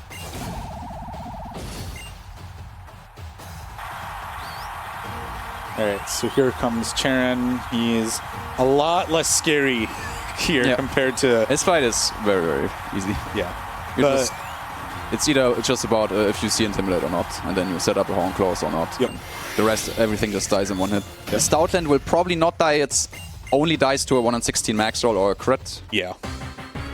So, yeah. Ideally you just get a crit or a max roll or you flinch maybe. Fingers crossed. It should be 50-50 on which ability it is, but it never feels like 50-50. No, it definitely doesn't. You definitely see more bad abilities more often, I would say. And there's some Intimidate, so he has to spend another turn here with Horn Claws. Yeah, so I just got a Horn Claws back to neutral attack, so... Yeah. That's the worst thing that can happen. Like, you cannot die here. No. Yeah, that's literally the only bad thing. Like, Stoutland, after using some workouts, like, his next move that he'll probably use is, like, Tackle, which it's not going to do much. I don't even know if it has Strength already or something, I don't know. I don't know. It has Strength coming up. Yeah. But I don't know. Not sure. Yeah, I don't get the Sandrush Stoutland very often. I get the lack of Sturdy on Magneton more often. Yeah, I would always pick no Sturdy over Intimidate. Yeah. Any day. Magneton is a lot more surely. Yeah, yes. for sure. Oh, Sense lost against Colress. Unlucky. God damn it. I can't believe he did it, dude. Yeah. Good choke. Oh, good luck interpreting what the crowd is saying. I have no idea. Whatever you think it is, go ahead and shout it out. I need some support. This fight is difficult.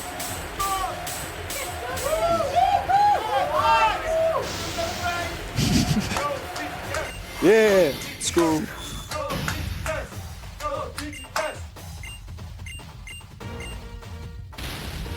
And unfortunately, we don't get to hear Chorus's theme until the very end. But PWT's theme is pretty good too. Yes, yeah, the finals theme is very good.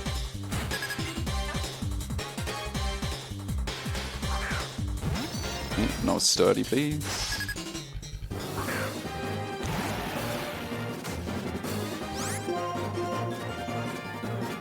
Supersonic avoid, that's fine. Expected. And that's Sturdy. I crit and everything. Oh, at least avoid. nice. All right, Mirror shot miss is very nice. I could have taken the hit, but the accuracy drop would have been really awkward. So, really glad that that didn't happen. Especially since we have to use a dig on the Blast Poke coming out in the clink.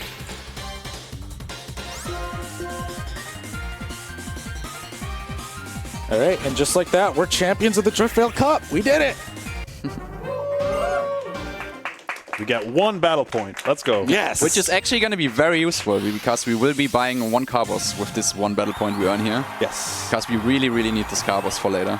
Yes, Carbos boosts our speed by giving us 10 speed EVs, so I really need those speed EVs. This run is really kind of unique because there's like no like expenses like lost. Like almost everything is used. Yeah. So Clay's going to congratulate us. Roxy is going to be like, all right, I'm on the lookout for you, punk, or something. I don't know. I don't know what, like, Roxy says. Yeah, here's the Carbos.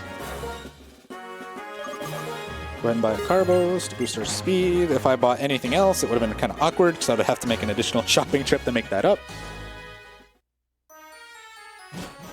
All right. So Hugh's going to tell us about how invigorating that, and Sharon are going to tell us how invigorating it is, although we kind of wiped the floor with him.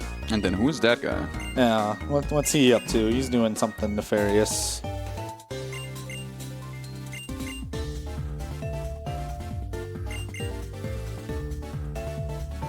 So Chloris is going to tell us, like, whatever we're doing is a bad idea and we shouldn't do it, I think. Or just, like, give a spiel about, like, releasing Pokemon and, like, using their full potential or whatever, so.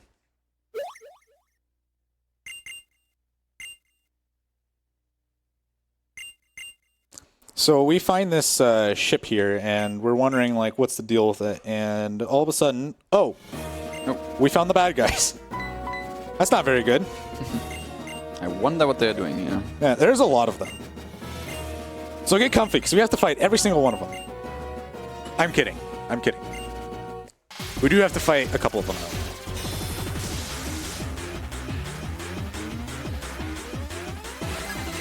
though. Okay, so this first guy takes 2 iron heads, so I'm going to hope for a flinch. This coughing isn't really scary, but I would like to take as little damage as possible in this segment just to make things easier for myself.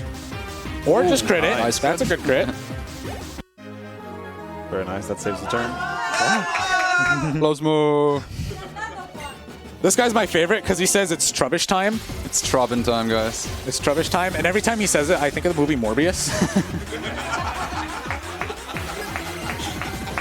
This guy's just like Trubbing all over us. I don't know. He was ahead of its time. I know. Like 2012 is a great year for Morbius. I don't know why. I don't know why you guys all like skipped out on the re-release. It was like, you know. Asmo. Yeah, we want to do the double with Chern first before we do the double with you. Yeah, we're gonna work with Chern here. Chern is actually pretty useful to work with. Chern is a very good doubles partner. You, on the other hand, not so much. Yeah, Well, Samurott later on is very often pretty useless. Yeah, the U in U is for useless. All right. True. All right, so I'm going to be using another Rock Slide here, so hopefully I don't miss anything. 90% accurate. All right. And we got the Golbat range. That's pretty good. That's not a very favorable range. It's like a 9 and 16 at best, so that helps things a little quicker just because both Liepard and Krokorok will come out at the same time now, so we can kind of sweep this in 2 turns really quick. Otherwise, it's usually like a 3-turn fight if we miss the Golbat range. So pretty good so far. I'm really happy with how this run is going in general. Yeah. This run is really good. Marathon, you cannot complain at all. I am not complaining. I'm just waiting for something to just decimate this run. All right, so now we've helped Chern. He's going to ask us if Alzheimer's is okay. So we're going to go help Alzheimer's out.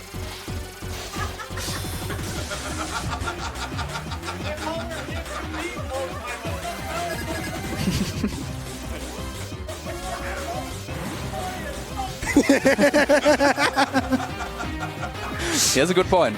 Oh my god, that was never... I never thought that was a sentence I would ever hear in my life.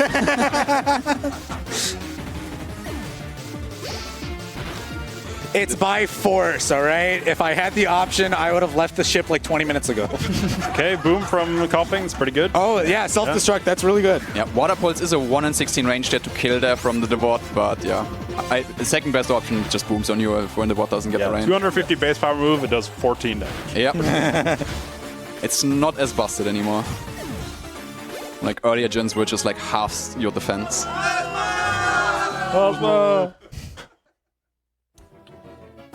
All right, so after meddling on their ship for... What should we do? Yeah. They're very confused on what to do now. We've been here for like 5 minutes, and we've kind of wiped the floor with all of them. Zinzolin, who is kind of like the right-hand man to the big evil guy, gets us. We don't see him for a long time, but he's the man in charge, and he's like, okay, I've had enough of this. Shadow Triad, kick him off. I don't know why he didn't like open with that, but okay. I guess they're pretty expensive to hire. I guess. I mean, we might be like really heavy too, because they like forcibly like move us off the ship. Yeah, it can't be cheap to have teleportation. No, like they get tired, you know. It seems pretty expensive. Yeah, time for some shopping now. We finally need to buy some repels again because there's some grass coming up now. Yes, and fortunately we have access to max repels, so we will be able to use the most out of our repels. Yeah, I want to buy some more hypers too. Yeah, I was thinking about Probably that. a good idea, yeah, since that Charles fight. So I'm gonna buy. Okay, I'm thinking about it. Just give me a minute. I'm gonna buy 11 full heals here, just because pressing right to go to 11 is easier. I'm gonna buy 24 max repels. I think that'll be enough to get through the rest of the game. Yeah, And definitely. then I'll enough. just go up and buy 3 more hypers. So that should be pretty good. Yeah, definitely be enough. fine, Definitely huh? enough. Yeah, and we haven't had to use a backup revive yet, so that's really good too. Yeah. The next shot coming up there is a lot of optional trainers, a lot of spinners too. Yeah, so we're coming up on a lot of spinners here. Spinners in this game are kind of weird because they all kind of come up like in clumps. Like you've noticed that we haven't had to deal with the spinner pass in a really long time, and now we're going to be passing like a bunch of them. Nice. Nice. Very clean. That's how you do it. Nice. Yeah, if you menu on the correct tiles and do it fast enough, you have a safe pass if they are not looking at you. Yep. So very, very clean. I have had shaking grass jump up in front of me on that route because you're going so fast. It's really hard to see where the shaking grasses are. Oh yeah, you cannot see it at all. No. Yes. Now after exiting, he's not gonna go on the bike. He's just gonna run to the trainer. Because after the fight, he's gonna do a run manip on the scientist on the bottom there. So he just runs in front of her, the tile next to her, and then she looks his direction and he immediately mounts the bike and can just bike past her. Yeah. There's another trainer coming up in the cave where it's something similar, but yeah. You can't do that on every trainer, it just only works on some specific ones. Yeah, so it only works on these ones because they are spinners that are not deaf, so they're going to try and look in my direction, and they happen to favor looking left and right whenever I'm running. So they'll only turn up if I like run on the tile like right above them, and then I'll be hit. So I'm going to be doing a little something like that to get past her, and no problem. Yeah, the bike in this game accelerates really quickly, so Yes.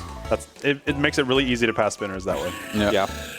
It's very easy to react past, which is just wait for them to turn and go. Yeah, that's where there is just no special technique to spare spinners when you get the bike, because you just react to them. The bike is fast enough, you wait until they turn away, and then you just bike past them. Right.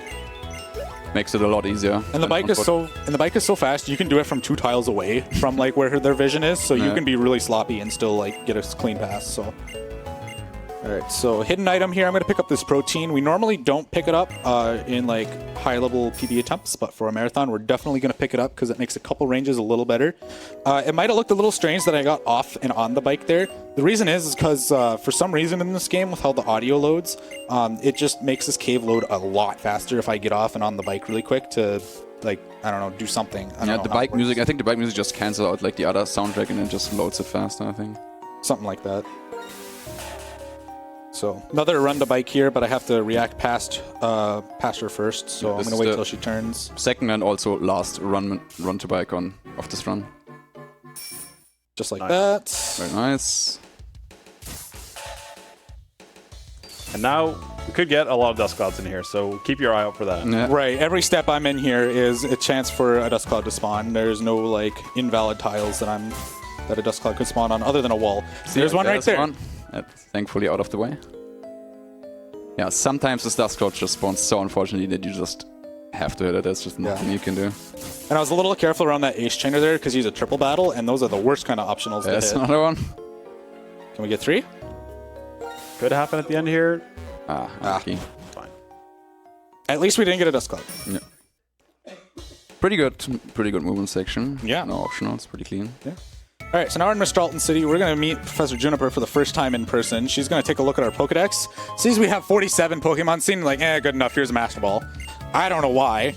That's like less than a third of the like total Unova Pokedex, but I guess we're worthy. No, we don't need this Master Ball at all. I don't get it. So here's Skyla. She's the next gym leader. She's a pain. It's going to be a real fun time. Just you wait. We're going to be doing a quick detour, though. Juniper is going to be going to do some research in Celestial Tower. We don't care about the research, but we care about what she gives us for checking in on her research, which is an item called the Lucky Egg. The Lucky Egg boosts our EXP gain in battles by 1.5 times, so we just start earning mad experience, which is really great, because levels start to get pretty high near the end of the game, and we really don't want to take extra fights that we don't have to. So the lucky egg here just comes really in clutch and is a very, very good item to have. Yeah, just going around this trainer here in the grass. Yeah, you can barely see him Yeah, there, it looks but up Yeah. for some reason. Yeah, Right. doesn't notice you at all. Let me know if it's a good time for a donation. Yeah, go for it. I'm just going to be doing some menuing here. I'm going to teach all the HMs and put on the lucky eggs. So until I get to the gym, yeah, go for it. Absolutely perfect. We have a $5 donation by I Want Dragons saying Plasma! Thank you so much for your donation. So, chat, come closer, closer. Exclamation mark donate in chat if you want to join in on the Plasma chant. Thank you. Alright, so just teaching all the HMs here because now that we have them all, we don't need most of them for a little bit yet. But this is the most convenient menu because we really want to get the lucky egg onto Excadrill as soon as we can. So Even though we have fly now, it's slightly faster to not fly back to the city and then bike to the gym. Instead, it's slightly faster to just bike all the way back. one of the big reasons that we did get Psyduck is because it has the ability to learn Surf and Strength, and also because it only knows 3 moves, so we get a little bit of optimization, not having to teach over 2 moves to teach both Surf and Strength to it. If, like, for some reason, I did not get my Pidove and Psyduck Manip, all I would do is I would just catch a Zubat back in the protein? I sewers. didn't see. I did not. Please use the protein. I will use the protein. Thanks for the reminder. That was one of the things that I was asked to be, or I asked my commentators to remind me about. So I'm going to do that right now because that makes just a couple of ranges on. The main thing on the Skylar fight is with the second protein, the Swanna is going to be guaranteed because without it's a 15 and 16 range, very very likely to hit. But if you miss it, you will die. And yeah, this just guarantees this. If he makes a few other ranges better too, but I was kind of scared that menuing there would have like screwed up the cycle and I wouldn't have made it. no, it doesn't fit. So good thing. You usually don't menu in here. Yeah, Right. cycles might look that tight. These are pretty free here. The only tight one is this one coming up here, where you have to make sure to not waste too much time, otherwise you will not make the cycle. Should still be fine. Yep, Yeah. right there. You can waste 2 and still be fine, but it gets really tight. You can like go over that one, so you end up one left to like the turbine thing, and then just get shoved way back. And even though these trainers are all kind of looking left and right, if And you like save. slant, yeah, and Oh yeah, save. save So, and use protein. Oh, If yeah. I like looked into, or like if I slammed into one of the trainers from the top, they actually turn up to look at you. So that would be unfortunate if that happened. So this is another required save because we're going to be using an X speed to be faster than all of Skyla's team. Otherwise, this is a very difficult fight to win. Otherwise, if at all. Yeah, and since we only have one, we really don't want to lose it. Right.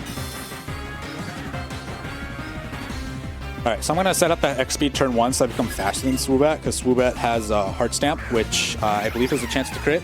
So I do Chance not to flinch, yeah. Or yeah, chance to flinch, sorry. Not chance to crit. Everything has a chance to crit. What am I saying?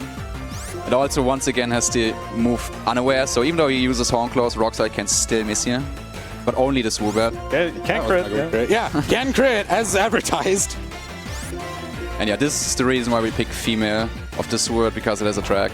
Yes. And he missed the range. That's all right, though. She's going to use her Hyper Potion here, but it means that I can just spam Rock Slide on Skarmory. Yeah, she only has 1 Hyper Potion. If you get the range, you have to make you have to judge correctly if you have to use Iron Head or Rock Slide on the second turn there, because otherwise you will hit the Skarmory into healing range. Yeah, every once in a while somebody asks, hey, I missed on the Swoobat. What happened? I used Honeclaws. Yeah, it has Unaware. Which Unaware is the stat buffs. So. All right, so we're getting level 36 here, which means we're going to learn Earthquake, which is a wonderful move for double battles, because there's going to be a lot of them. A lot better than Dig too. And that is pretty early to learn Earthquake. Yeah. Yes. Like one of the best moves in the entire franchise. Especially with Stab on top of it. All right, so spamming Rock Slide. Any flinch here is great. Starmie. Yeah, very nice, because Stamry has to move Steel Wing and agility to become faster than me. I don't know what's the exact chance for the It's defense. 10%. 10% to get a defense boost, and yeah, that's very annoying when that happens. So a flinch is really nice because it loves to use agility first to be faster than you. Yes. And that's Skyla. 146. That's pretty good. Yeah, we're still very We're still good time. we're still doing pretty good.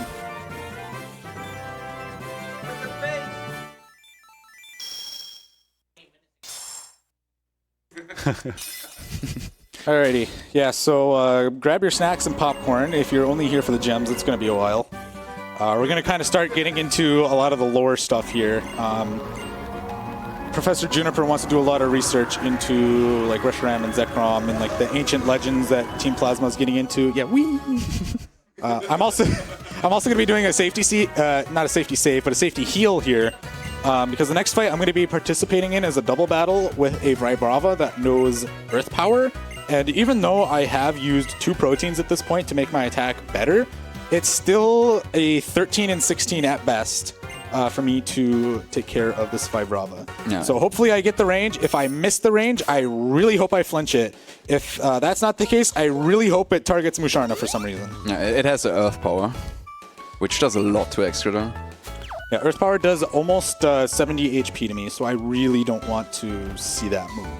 I do get a free heal after the fight, but that's not soon enough for the heal to be convenient. So it is convenient for the fight after the double. Yeah, It'll be the rival battle. Yeah. I guess it would be better for optimization to do the healing menu right before the fight, because if you hit a Dust Cloud, you would...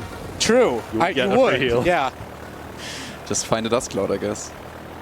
Something about this with this game playing on DS though is it does lag a little bit in some areas, and sometimes it is a chore to open the bag. Like I am trying to make sure that I open the bag in certain areas where it doesn't take like a full second for the bag to load.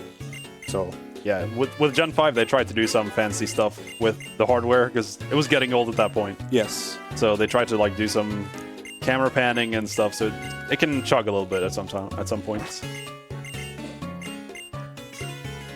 All right, so Juniper is like something about, hey, we should like do something to find out more about lore. I tell her that's a bad idea, and she's like, you're right, but... And then we just move on. So going into Reversal Mountain here, this room actually has a different layout in Black 2. It also has a different like theming in general. It's more of like a blue dormant volcano looking thing, whereas in White 2 here, it's an active volcano. Also in Black 2, we would have to fight an extra double in here in order to get through the area. So White 2 is better in that regard.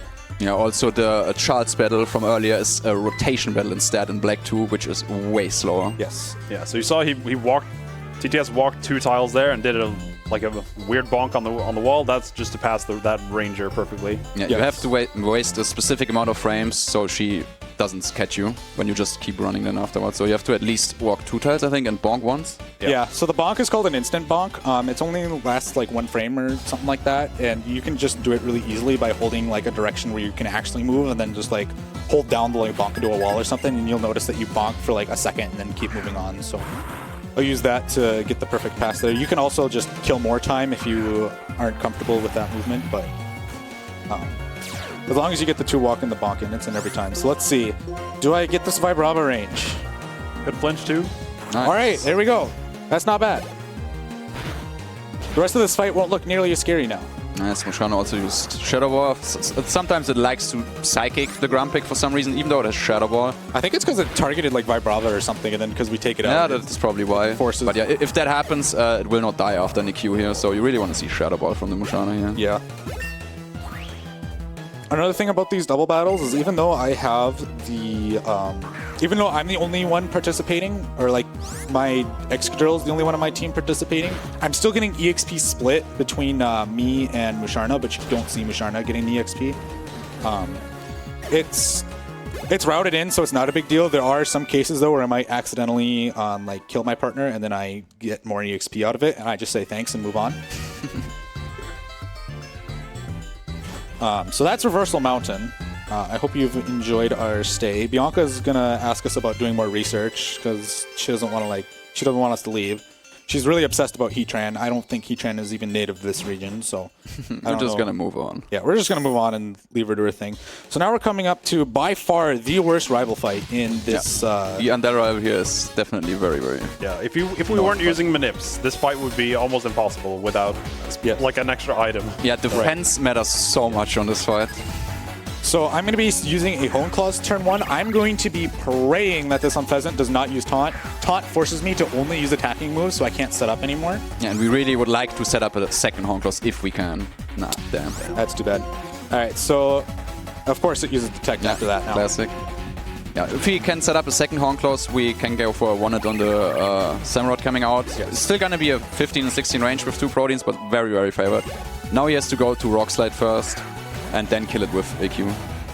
And now he just hopes that Aqua Jet doesn't do too much Oh, damage. it went for revenge. Oh, Nice, I didn't get the flinch. Oh, thank God that didn't crit.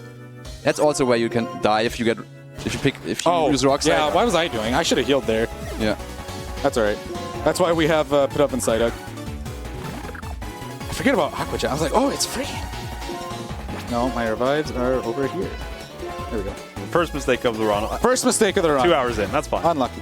Happens. I'm going to heal Excadrill to full. Oh, yeah.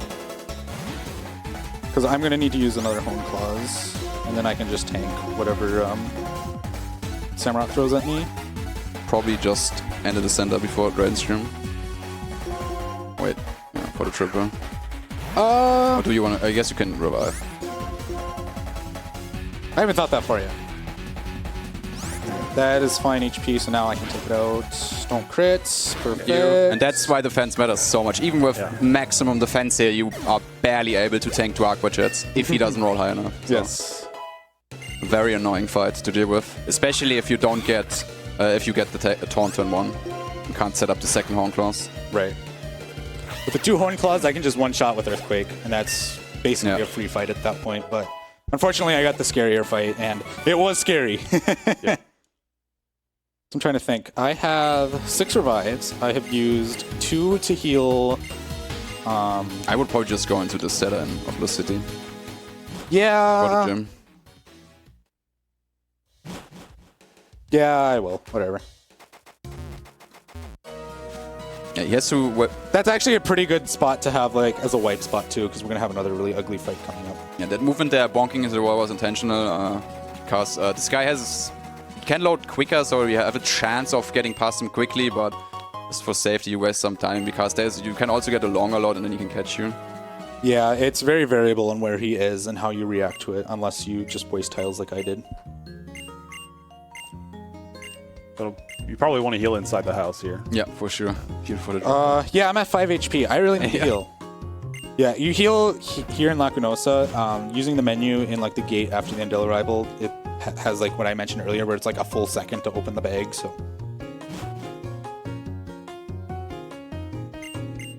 all right, so we're gonna get a huge lore dump about a place known as Giant Chasm, which is in the backyard of Lacunosa town here. Great town theme, by the way. So there's this like meteorite that came crashing down, and this really weird creature, and things get really cold around here. So people built up a wall to keep the bad Pokemon thing out. We got the Spark Notes already, so we're just kind of here to be here. And I'll go ahead and heal Excadrill to full, because otherwise this next double would be interesting. Alright, so we're gonna get more lore dump here. Juniper's trying to like tie some puzzle pieces together with like Reshiram and the meteorite. I'm gonna tell her I have no idea what you're talking about and just let her ramble on. Is it a good time for a message? Yeah, go for it. Perfect. I'd like to talk with you a little bit about our charity that we are supporting with ESA Summer23, which is Alzheimerfonden.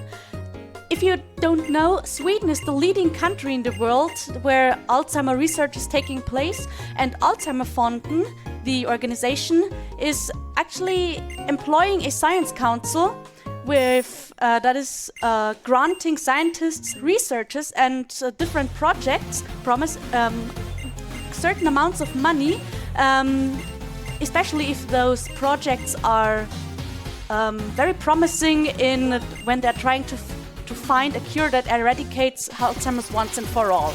The cost of dementia is a global challenge, really. So it's really, really important to stay behind that kind of research. So every bit counts. Every donation that comes our way goes 100% to Alzheimerfonden. So ! Donate in chat if you want to support. Thank you very much. Okay, time for Rock Slide. Yep. Yeah, Will we 90% see accurate. our second Rock Slide miss. Yep, Oh, yeah. there's That's 2. At least he didn't miss the Cryogonal, which has Ice Beam and can freeze you. Yes. Very unfortunate when that Not happens. as useless again. Yep, that's what I was talking about. You is just not a good doubles partner.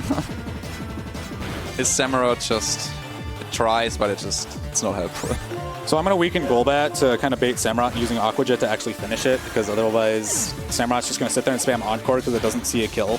I don't know why. It's annoying. Yeah, pretty useless.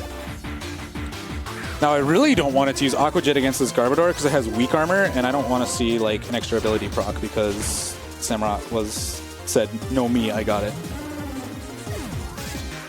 All right, so interesting, but we got out, so not a problem there. And we're learning, I believe it's the last move of our moveset. Yeah, it is. So we're getting access to Swords Dance here over Horn Claws. So Swords Dance is going to boost our attack 2 stages instead of just 1. And that's going to make us very powerful if we get a chance to set that up on the fights that we need to. So yeah, one of the main reasons why it is so good, because you get X items so late. With Swords Dance, you can just substitute for that so well. And guarantee a lot of kills you would otherwise not get. all right, so we're going to pick up a rare candy here that this like Battle Girl just stepped over. Even with perfect movement, we don't end up in front of her. We'll always bonk against her, so we can always kind of bank on that. But you still can talk to her, so you want to make sure that you delay your A press just a little bit so that you don't accidentally talk to her and initiate a battle. So, all right, so there's our second Carbos here. I'm going to go ahead and jump on the water here. Yeah, he will be using the Carbos straight away because it's very important that we outspeed the Flygon on the Drayden fight, because if not, Flygon will just kill us. So we really need to make sure that we outspeed the Flygon coming up, because otherwise he will just die.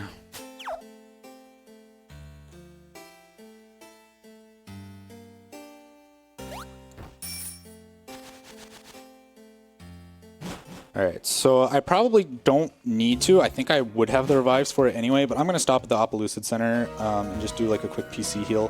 The reason is there is one triple fight. It's the last triple fight that we have to deal with in this game, but we are up against a pretty scary range, and it's not fun to miss it. So just in case I wipe or something, I can wipe back here. I do have fly, so no matter where I wipe to, it's pretty quick to come back, but...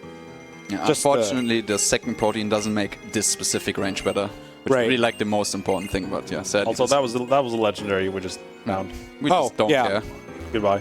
Yeah. All right.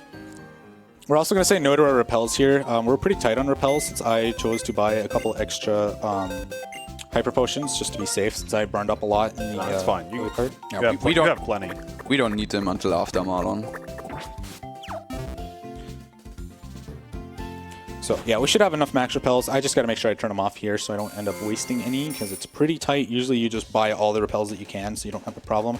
This is also the point in the game where we could actually buy X items if we wanted them, but because we have Swords Dance, there's just no need. Yeah, we just don't need them anymore. And since Swords Dance goes 2 stages, whereas X items only go 1 in this game. Yeah, they changed it in later gens, but in this game it's still only 1 stage with an X item. Right. And not 2. Alright, so we got to deal with a couple of gym trainers here. The first 2 are not very interesting. It's the third one that is, because it's the triple battle. We kind of are given options after this first one on what do we want to do. Do we want to do offense or defense, or triple battle or rotation battle in each case? So we're going to go for the offense one because we want to not have to deal with hitting through like a bulkier poke, and the triple battles are faster in general than the rotation battles. So that's a speed tie right there. Just lost it, but didn't get hit, so that's fine. That's a speed tie after the first Dragon Dance too, to be clear about that. So at least I didn't take any damage though. I would really like to go into this fight full health, because then I can use both Pidove and Psyduck to attempt to give myself the best chance of getting through this triple battle. So the scary part about this fight is the Dragon range, because if you miss it, it has a revenge, and it is not guaranteed to pick it, but if you get hit by revenge and you miss the range, you might just end up dying.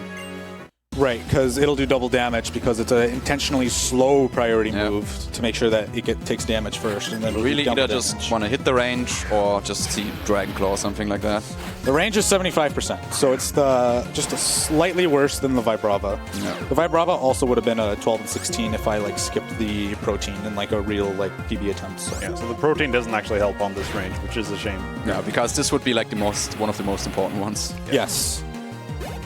And it's one of the reasons why me and a lot of runners at the top level will choose to skip the second protein, is because it only makes a couple ranges better, and if so, it's only a difference of like a 12 and 16 to a 13 and 16. They're already favored, and they just get like only 1 and 16 more likely. It's like just not worth it. Right. All right, so coming up to this triple battle here, what I'm going to do is I'm going to switch Excadrill into the middle because the weird quirk about triple battles is that Pokemon on the very left side of the battle cannot attack Pokemon on the very right side of the battle, even if they use a spread move like Earthquake. So I'm going to switch Excadrill into the middle so that way it can hit all of them no issue. And I am going to really pray that this fight goes well because I do not really want to lose more time. Although we are still on very good pace. Even a death here would be still very on us. Right. Not that we want. I don't need any more accidents. Hopefully not. Hopefully not. Yeah, you also really hope that they kill Pidove and Psyduck this turn. They're not guaranteed to do that, even though they can definitely guarantee kill them. If Pidove gets off, because I'm going to use Gust on this Druddigan. This Druddigan is the range, so I'm going to use Gust on Druddigan to try to chip it if it goes for something like a Revenge, and which means that Pidove has like an opportunity to attack it. That's also why I use Tail Whip in case Psyduck this, because at -1 events it's also not a range anymore. Dragon Claw's good. Ooh, it just did not even go for it. Okay. It didn't even go for Psyduck, so that's perfect. Yeah. It's okay. Yeah. Psyduck's not a flying type, so it'll just die immediately to Earthquake, so I can just sweep the field now. Yeah, that's guaranteed now when you get the Tail Whip up. So goodbye, Psyduck. You got crit too. Psyduck, you did your part. Yeah. Salute the Psyduck. Did a very good job there. Go, Anton. Alright, so I took a lot of damage in that fight, though, more than you would usually expect, so I'm probably going to have to heal for Drayden. I'm going to check on that real quick. Let's see. So I'm going to swap Excadrill back now. Yeah, I did need to heal, definitely. so... Get that You do this menu depending on your HP. If you're high enough, you do this later, switching back, but since he has to heal anyways, you might as well switch right now. Yes. Do not have to menu later. Again. Alright, so now we're going on to Drayden, and Drayden is probably the easiest fight in this gym, actually. Yeah, Drayden is... You can die to Drayden, I don't want to say how, because otherwise I'm just going to jinx it, but... Yeah, you really shouldn't die here. Yeah, if you die, it's not because Drayden did something well, it's because you did something wrong. Yes. Nah, if he picks Revenge and crits... Yeah, but you don't die to a crit now. So. I'm healed to full, so I should be fine. So set up a Swords Dance. I don't think it kills you from full, no. Get a crunch. Easy. Alright, now I just spam Iron Head and win. Yeah. If all goes well, I will outspeed this Flygon. If I do not outspeed this Flygon, I did something really wrong and it's really bad. Yeah, you used the cows, you used the candy, so... It should be good. As long as it's the right drill. As long as it's the right drill bird, we should be good. Yeah. Alright. We found out an hour and a half later that we have the right drill bird. Good to know. Good to know. Yeah, that's why max speed is so important in Tikawas, is because this Flygon will just kill you. Yeah, this Flygon is very destructive. Haxorus breaks the mold? Oh no. Oh no, our ability, our super useful ability. Yeah, our Sandforce is suppressed, no. Alright, and there's 7 badges down. Alright, no one's interested about 7 badges. Nope. Nope. Alright. Yep. They know what's up. This is my quick reminder that you can still donate towards the 2 incentives that are still open until the end of this run for both the Cynthia and the end boss fight. We're currently $225 in for the out of 500 for the Cynthia fight and $50 for the end fight. So you can still do it. I believe in you. Keep the donations coming. You all want to see it. Thank you. Yeah, we only got about an hour and 10-ish minutes left in the run, so please get those donations in now. We're going to run out of time otherwise. But I believe you guys can do it. You all owe me $10 anyway for the 2 rock slide misses. True. Just make sure you get those in before the end of the game. It might still get more, you know? Right. Just make sure you get those in. The last one is an E4, so... The last rock slide. Yeah. Yes. We got lots of rock slides coming up yet. Alright, so Drayden wants to lore dump on us too now, so we have to go to his house and listen to all of the fun stuff about the legendary Pokemon, Reshiram, Zekrom, and most notably in this game, Kyurem. So, not too much going on here, just a lot of chit-chatting, and Hopefully nothing bad happens while we're in here chatting. Like there's something catastrophic happening to this whole city. Right. No catastrophic events will happen. Surely not. No. I think he knows. DNA splicers? Oh, DNA splicers? Hopefully they don't get stolen. That would be disastrous. Yeah. What's that sound? Did you hear that?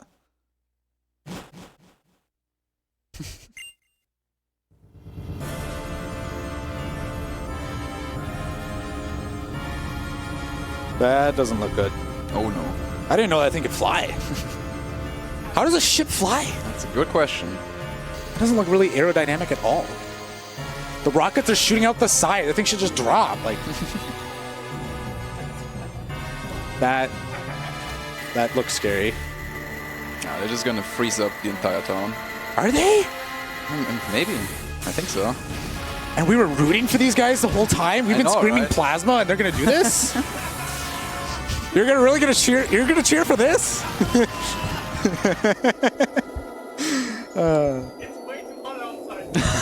It's way too hot in here. Ugh. True. I wouldn't mind some icy. Ugh. I do need some ice. Okay.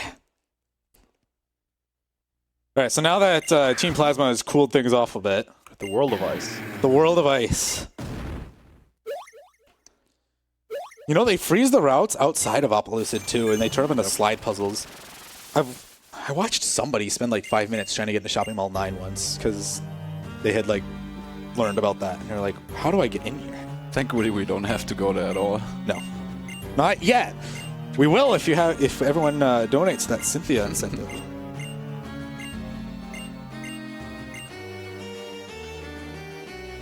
Keep the donations coming, everyone. You want to see it. You want to see it. Everyone wants to see their favorite champion, right? For sure. Right? Cynthia, favorite champion, right? Yeah. Yeah.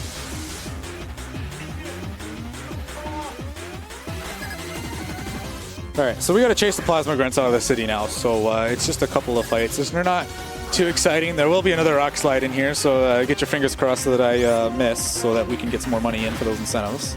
We're still at 2 misses so far. Yeah.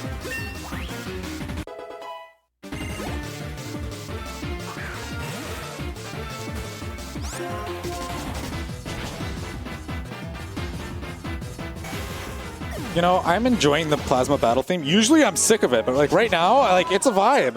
I'm vibing it. We It's pretty vibing, good. boys. Yeah.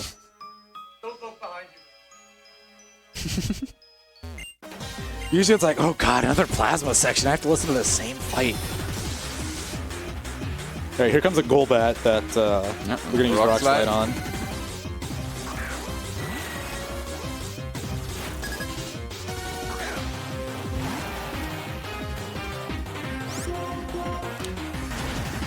Ah, darn. damn it. We hit it.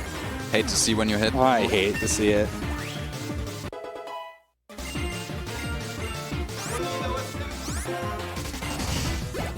We do not need Sandstorm, believe it or not, even though our ability would be helped by having it.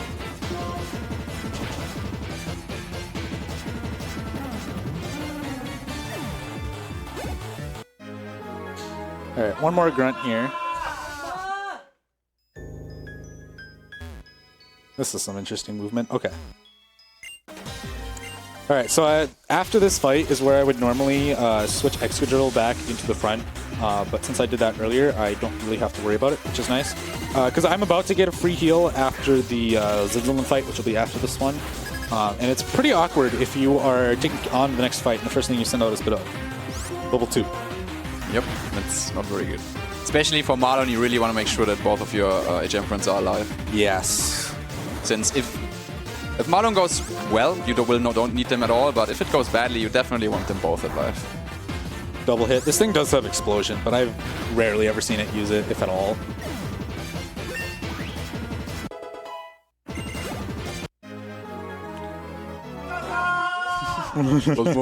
Plasma.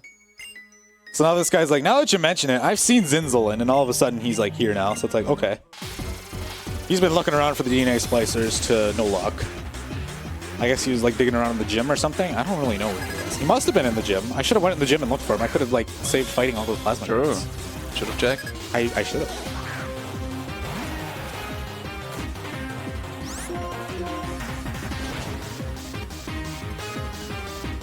Alright, so Zinzolin is not a really scary fight here. It'll be just a couple Iron Heads and then Earthquake to finish off Weavile, because Weavile's a little bit stronger than the Cryogonals. Yeah. With all these fights, you can really see why Excadrill is just the best mon for this game. Yeah. A lot of ice types. Iron Head, Earthquake, Swords Dance, just such a great combo. Rock Slide, fingers crossed. Yeah, I didn't mention that. Yeah. Ice Shard, it is good. It's fine. Still good for coverage. Yep. Yes. Only it would be 100% accurate. Right. If only. Tree's like, you've gotten so much stronger than I thought you like 10 minutes ago. It's kind of insane. Alright, so Zinzolin goes away and Drayden just appears in a spot. Okay, I don't know how that works. Get a free heal. Drayden says BRB because he's going to like break the glass of the DNA splicers. Very smart idea to bring the DNA splicers outside That's for a new some record reason. for making it into the gym and back. He should have just kept them inside, honestly, but he brings them outside. My headcanon is he's got like a break glass for DNA splicers like right at the entrance, like he would a fire like extinguisher, you know? Right. Some very tricky ice movement here. If you want to be absolutely perfect, it is extremely difficult. Yeah, it's very hard to do perfect. And if you mess it up, you might just end up losing time. Yeah, Good enough. Good enough. not great. Not great, but good enough. Yeah, this is very, very, very hard to do perfectly. You gotta do as many steps outside of the ice as you can. Yeah. It's Yeah, very because tricky. sliding is slower than biking. So the Shadow Triad runs off. I don't know if the other Triads are like camped anywhere else in the town, but we got to beat this one to progress the story. So that's what we're gonna do. We're just gonna spam a couple Earthquakes and get rid of all his. He's got like Pawniard and Absol. Another Pawniard probably. These guys have a lot of Pawniard. You see a lot of Pawniard in this run. I hope you like. They Pawniard. love their poniards. I hope you like Pawniard. It's like a mid poke to me.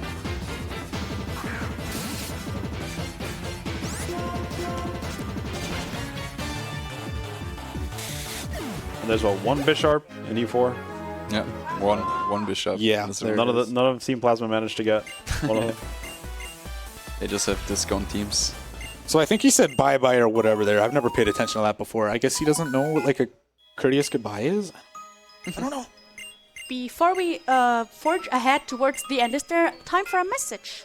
Go for it. Perfect.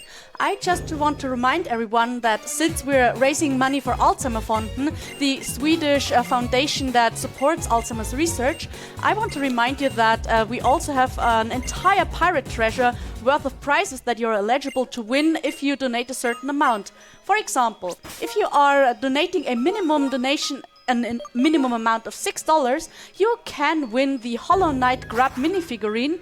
And if you go all the way and donate $250 towards Alzheimerthon, you can win one of the grand prizes. For example, a custom-made ESA PlayStation 5 that is covered in the glorious ESA purple and yellow. So keep the donations coming, especially since we are not quite done with hitting the incentives. So keep them coming. Thank you. One of the best themes in the game here, Marine Tube. Oh yeah, it's one of my favorites ones, for sure. So good.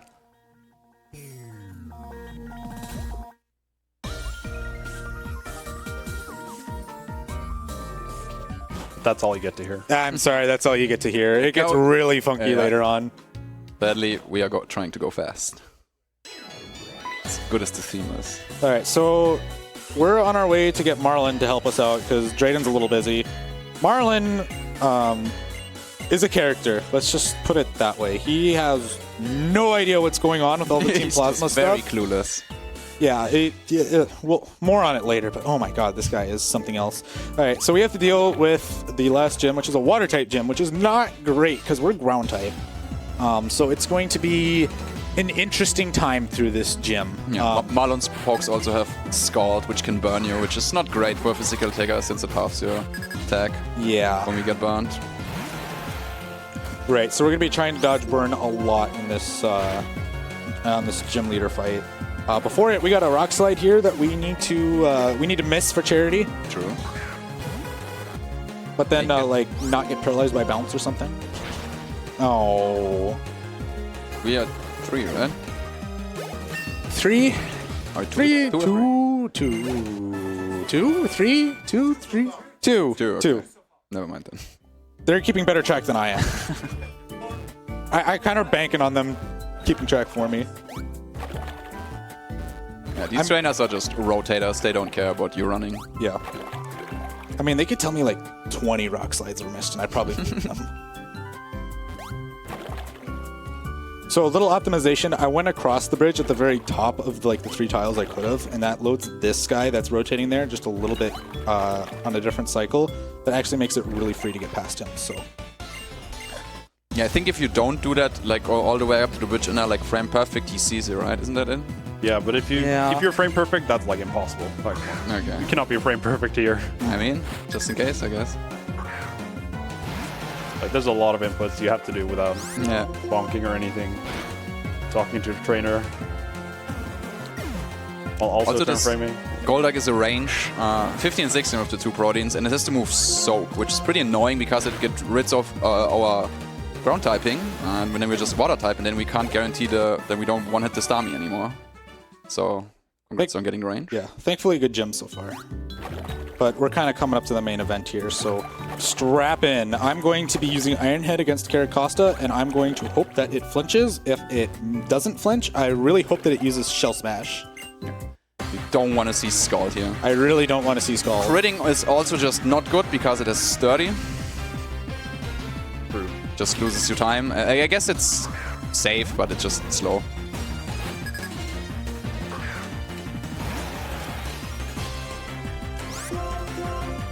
Flinch, please. Ooh, that's not good. Yeah, that's a Scald. Oh, that's crit. Yeah, Skull crit! That's, Ooh. that's not good. That's why you want to have 2 slaves alive, 2 Emperors alive, because if that happens, you need both of them alive, otherwise you lose. Yeah. Never had that happen before. It happened to me once. Of course it happens in a marathon. I'm like, why wouldn't Yeah. it happen? Something had to go wrong. Like, it was going very well. Yeah, so I need to use both my HM friends here to heal Excadrill full, and I really have to pray now that nothing else bad happens. I'll be able to take care of Caracosta, so I'll be going into Wailord full health, but Wailord also has Scald. And Yeah, you really want to see Amnesia here from the Wailord and not Bounce or Scald again. right. Bounce is fine if I don't get parried, which Yeah. is 30%. It could also miss, so... I mean, there's another chance to donate $5 for paralyzes. True. Technically not static, but worked. Okay. Nice, All right. very nice. Okay, that's just a win then. All right, yeah, now we win. Pretty scary with the Very Scald scary there, start. but Amnesia there is very, very nice. You love to see it.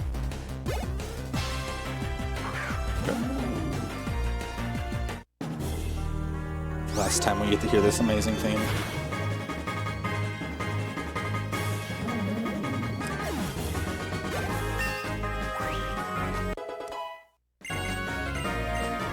No, I do not want to win Drill Run. Thank you, though. Q is just too good. And that's 8 gym badges. E4 must be pretty close, right? Oh, yeah, E4 right around the corner. There will not be, like, a 45-minute detour. this is No gonna- way. Estimate is like 245, right? Yeah, yeah. Well, it might be, like, 3:45 now because of that rival miss. No, this run is still pretty good despite the Undella rival slight mishap. We're doing really, really well. For sure. So Marlon swims off to the CE to do something. I wasn't paying attention. He does things. Yeah, he does a lot of things. We really need him to kind of help us out, though, for some reason. I'm not really sure why, but he was going to, like, congratulate us on beating everything, but says we got to deal with Plasma first, and I'm just really sad. Marlon, I guess, just did, like, a huge, like, I don't loop know how around, he gets here that quickly. and he's just like, yo, is Team Plasma, like, actually bad? And I say, yeah, and he's like, but can I really believe what, like, anyone just says to me? Like, I've never met these people before. Like, should I really believe they're bad? And it's like, Marlon, no, they're bad. All right, so we got to take a slight detour up here to advance the story. I'm going to use my repels. I'm going to use this Max Ether I picked up a while ago on Earthquake very carefully.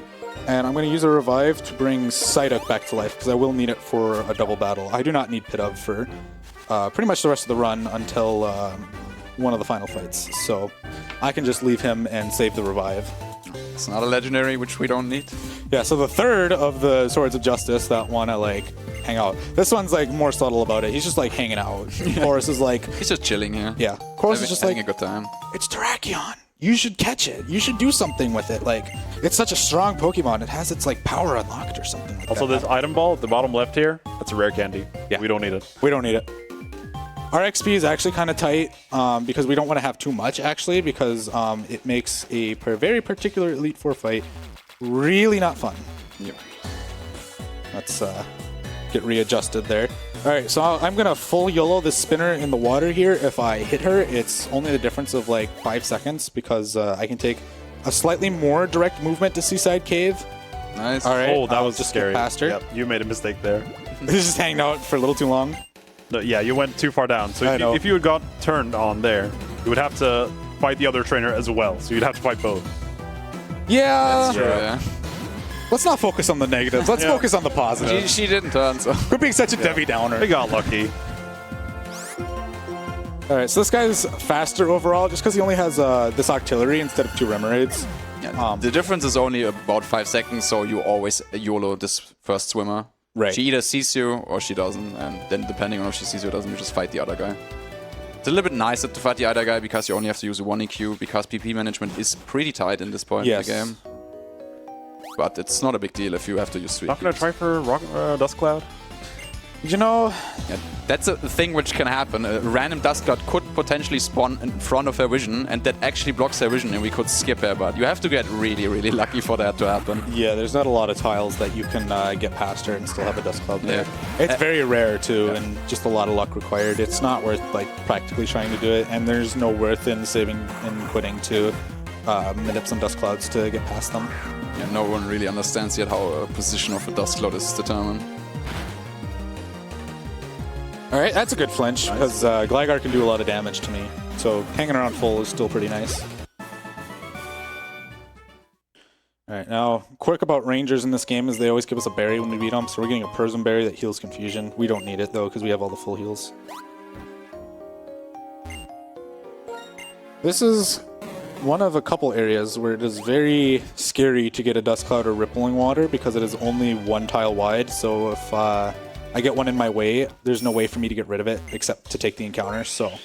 Yeah, you just have to hit the encounter. It just doesn't go away. Like, waiting is not an option. Right. You can't wait it out or force another one to spawn or anything like that. It's just going to hang out until you do something about it. Or, like, leave and come back. So, just running away from this Crustle, that's why we needed to go to Terrakion, was to get the Chorus machine that Chorus used on, like, Route 4 to get all the Crustle to move. And here's the Plasma ship.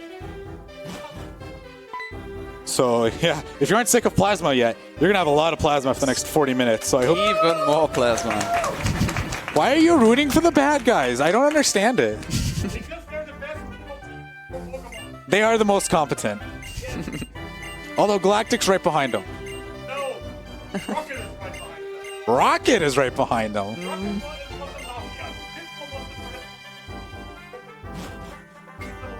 Oh, okay. Audience I just see. loves Team Plasma, and now I want to see a $5 donation train there where the chat can show us their support towards Team Plasma. Plasma. Plasma. I mean, N is part of Team Plasma. If you donate for the N incentive, you get 1 more Plasma. Yes, let's do it. Yeah, let's do it.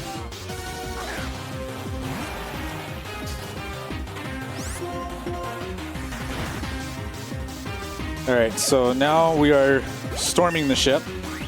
We're getting ambushed right away by people watching the gate. They just didn't miss, or they like completely missed Marlin like raising or like lowering the gate thing for us. I don't know how Marlin got on that ship anyway. I don't know if he like climbed up the anchor or if he's just got like some insane thighs and just shot up, or I don't know.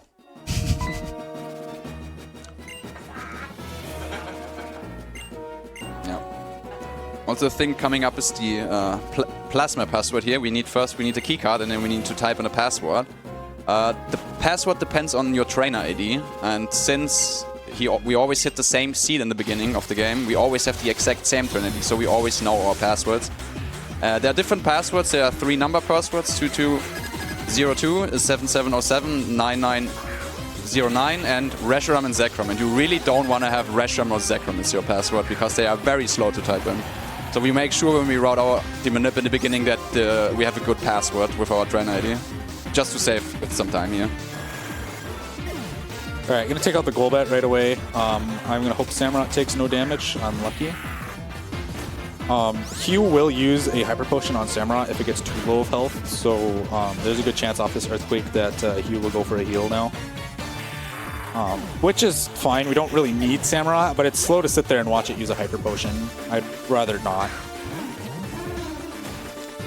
So I'm going to use Iron Hit here to try to save on my Earthquake PPs. It's 13 and 16 range here. I usually get it.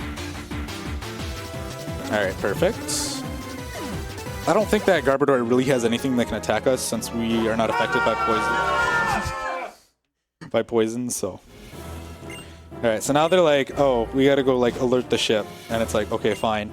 We need to figure out this password. So as Ash just said, we're gonna go find a key card for the password. Yeah, casually they want you to like fight some other grunts and then they give you some hints on what your password is. But as I said, we know our train ID, so we know our password. And since we always have the same train ID, it's always the same password.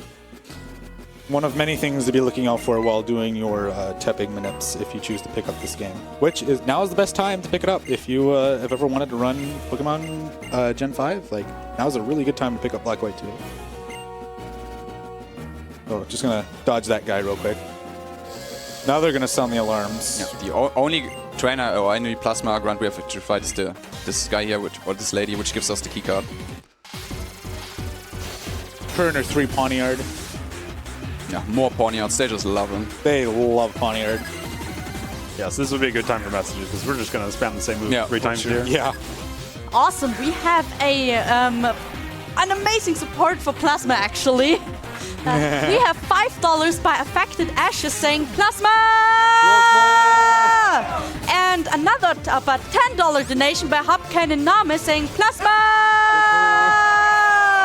Thank you so much for your support. Keep the donations coming. And to all the donation snipers out there who have held back their donations thus far, now is a great time to get your donations in so we may meet the incentives for this White 2 run that are still open. Thank you so much. Back to you. There's the keycard we need, and now we can go straight back to the keycard thing. That's an interesting place for my Repel to run. I must have killed a lot of steps. No, normally it like runs off right off. Yeah, usually it's like up here somewhere, so I don't know. Very strange. But anyway, we're gonna go put in our super secret password. As Ash has mentioned, they have very good security. They have really good passwords. 4 digits, all numeric, no problem. Very, very high password security, yeah. Yeah. So 2202 of the numbers is the best one because the 2s and 0s are next to each other, and then it's 7709 and 9909 respectively. And then the number of passwords you really don't want because it takes a little bit to punch them in, especially because the keyboard is laid out like A, B, C, D, E, F, G, H. You know, there is an option to hit QWERTY down there and then punch it in, but you'd just rather have a number password. Yeah, also very easier to mistype Reshiram or Zekrom than like just a few numbers. Yep, if you're trying to type really fast, yeah, you'll definitely screw that up. So here's the last double. No, is this? Yeah, I think this is the last double that we have with Samurott. So this is the one that I'm really going to be hoping that Hugh brings his A game here. I really don't want him to miss Aquatail on the right side. I'm going to be taking care of the left side here because they're all ice types, and I do really good damage against those. Nice. It's a good start. Nice. Also another rock slide coming up.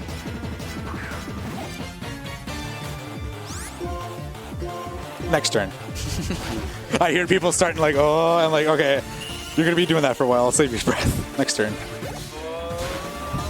Someone's really enthusiastic and is still going. Yeah, you also really just hope that Samurott does not miss Aquatail here. Yes. Samurott has done very good so far. Oh. Miss both?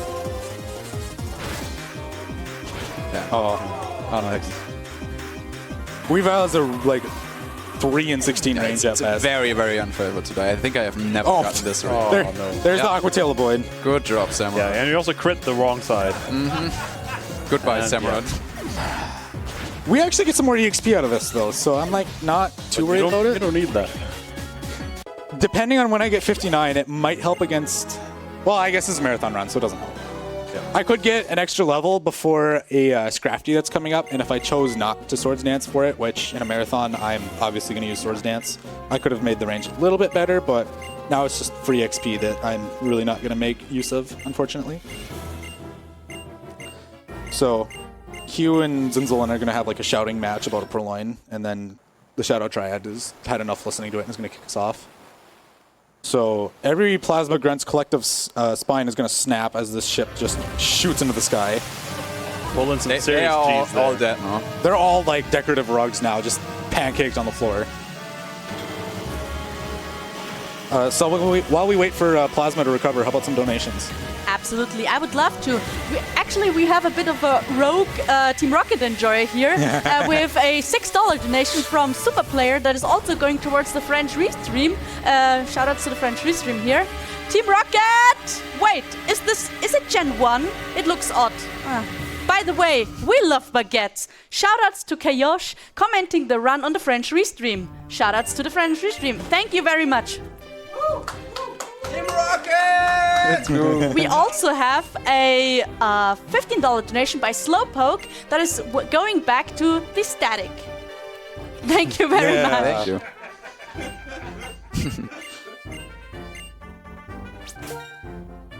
All right, so Charon's like, if only we knew where Reshrem and Zekrom were. And it's like, yeah, if only. See ya. Yeah, we gotta go meet our Team Plasma insider. Yes. Yeah, we didn't even mention that. There's a Team Plasma insider who was like there with us, and we were like about to beat him up, and then he's like, wait, no, I'm a spy. And we just believed him. Like, that would be such a big brain move to be like, He you know, just seemed very trustworthy. right. So, anyway, we're heading to Giant Chasm here. Yeah, shaking grass at the bottom there. Oh, I didn't even see it. Yeah, this one is always so hard to see. I never Yeah. see it. All right, so now we're coming into the worst place to get a dust cloud because we have a like 1 tile wide area.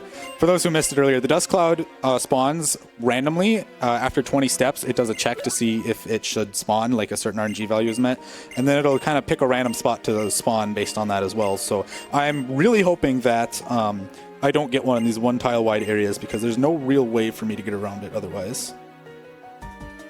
And Oh, yeah. That one is on you. that one's on. Yeah, I should have kept my mouth shut. I should have just shut my trap. Nice. Yeah, maybe we should try it. I don't know. Yeah, Think maybe we- this X control's better. I don't know. It's like what? You have the Master Ball. I do have the Sure. Master Ball. You could catch the second one. I don't know if it's gonna help me though. Yeah, he's quickly gonna exit here and re-enter just to set the escape rope point for later because we can just escape rope after Curament gets it. So we get quicker back here to E4.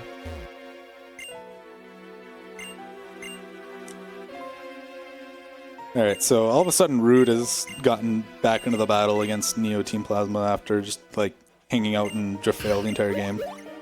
Hugh is sick of like politics and is just gonna scream at them and say, "Give me Proline, or I'll beat you up." He's very upset. He's very motivated. He knows how to get people moving. All right, so if I had Pit of alive, I would sack it in this fight, so that way I don't have an extra poke alive during the next double fight that I'm going to be dealing with. Mainly because this Weezing has Explosion, so if I send out Pit of and it uses Explosion, A, Excadrill takes no damage, which is kind of nice, and B, I don't have to set up a Swords Dance to one-shot this Weezing and sit there and wait. Hey, look Hey. at that. Saves 1 PP, not too bad. Yeah. Very tight at this point, so Yep, see. my Iron Heads and Earthquakes are pretty tight here, so I'm trying not to waste too much.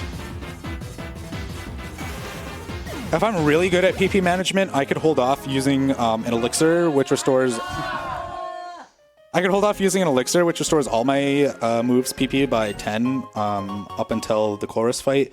That's probably not going to happen this run, just for marathon safety as well. Although it would be pretty funny to do it, because then I get to like gamble some rock slides. I don't know if we really want to gamble some rock slides at this point. I guess we'll see how we feel.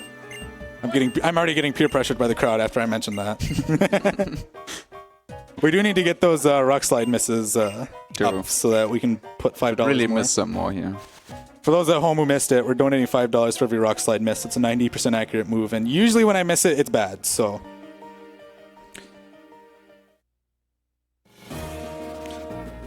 All right, so we're coming up on the ambush double here. Most notably named Ambush, because these guys are really excited about ambushing me. He's like, "Qua, I do ambush thee," and I'm like, It's ambushing time. "He must be French or something with the qua that he says in that text box." I don't know.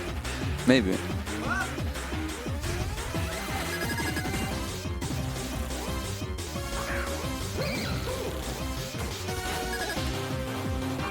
All right, so I'm gonna set up a swords dance here just to make sure that I can guarantee everything in this fight, no problem. Psyduck is just gonna kind of sit here and participate until something takes it out. There we go. Oh no, Psyduck's stat changes were removed. I can't believe it, dude. All of Psyduck's stat changes just wiped.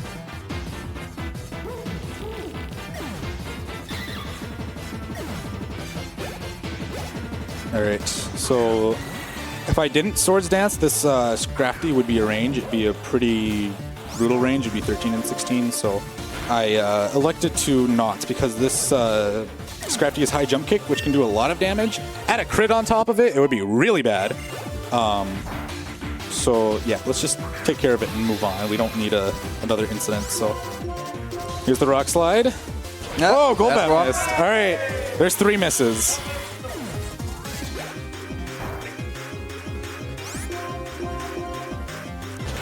Maybe people won't make me have to gamble some rock slides later for PP management. Maybe they'll be nice to me now.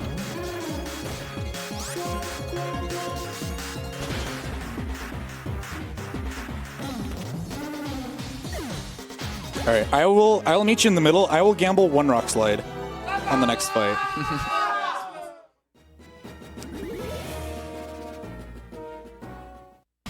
All right, so we're coming up on a really big puzzle here. There's a bunch of warp pads that we need to go through to unlock some switches to open the gates so that we can move on to the next fights. Now this is our insider right here. Yeah. Yeah, that was the insider talking to us there. And that guy there in the corner is very blind. As long as you hug the wall, he just doesn't see you.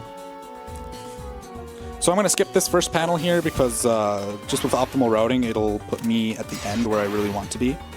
Just nearest to the exit. So the puzzle here isn't very complicated. If you just start on the left side and skip the first one, it's really easy to get through. You can just go through every tile, like in order as you see them, and you're fine. Just be a little careful around that guy. Yeah, if you go 1 more left there, he will see you. And remember, I don't have a lot of PP at the moment, so I really don't want to have to gamble anything. So I'm going to pick up this max elixir here, and I'm going to use it after the Nolan fight. TTS, please remind me again, how long do we still have to meet the incentives? That is a very important information for the donation snipers that are still out there. Yes, of course. My donation snipers out there. I hope you have your wallets ready. We got about, I'd say 40 minutes left in this run, Sounds give or about take. right, yeah. So you got about 40 minutes to get those donations in, and I really hope you do, because Ed and Cynthia are wonderful characters in the Pokemon universe, and I think they deserve a little more attention than they do. Absolutely. Perfect, you heard the man. Make it happen. Make it so. All right, so I'll meet you in the middle. I'm going to rock slide the second Cryogonal here. If I wanted to use an Elixir and Chorus, I would like pretty much just spam rock slide on this fight at this point because my PP is so low. Yeah, the benefit of using an Elixir on Chorus is you would use it on the Magnezone, and the Magnezone has a chance to explode on you, which also would just save you time. Yeah. And you have to use the Elixir anyway, so that would be... It's not guaranteed to explode on you, but it could happen. And it's like the optimal way of this going, but not a bit, just for safety. I really could have gone for Chorus Elixir, though. I could have. Oh, well.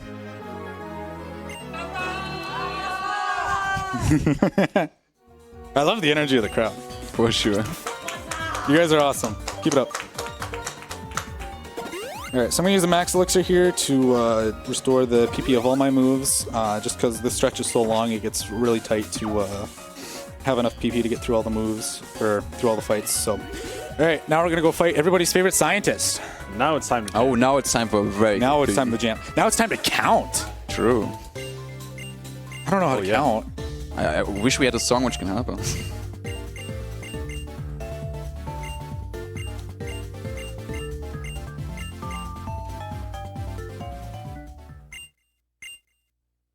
I healed the full, right? Yes, you hear it. Okay. It wouldn't be a big problem, but...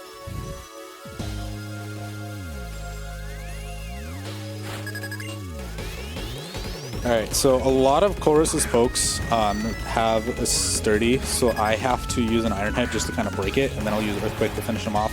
This Magneton included, if you remember the glorious PWT, when we also got sturdy there. Magneton and Magnezone have sturdy, and the Kling has an air balloon, so we can't just straight up Earthquake it. Yeah. That's a good flinch, though. That's a very nice thing. These all have Flash Cannon, I can drop my special They love defense. to drop you with Split F drops. And with Flash Cannon.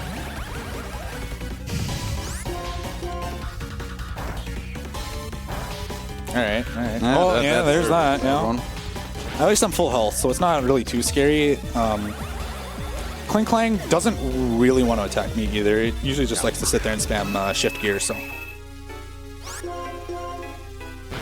But shift gear does make it faster, so it's... and it has Giga Impact. yes, Giga Impact doesn't do that much, though. Yeah, definitely fine here with this HP.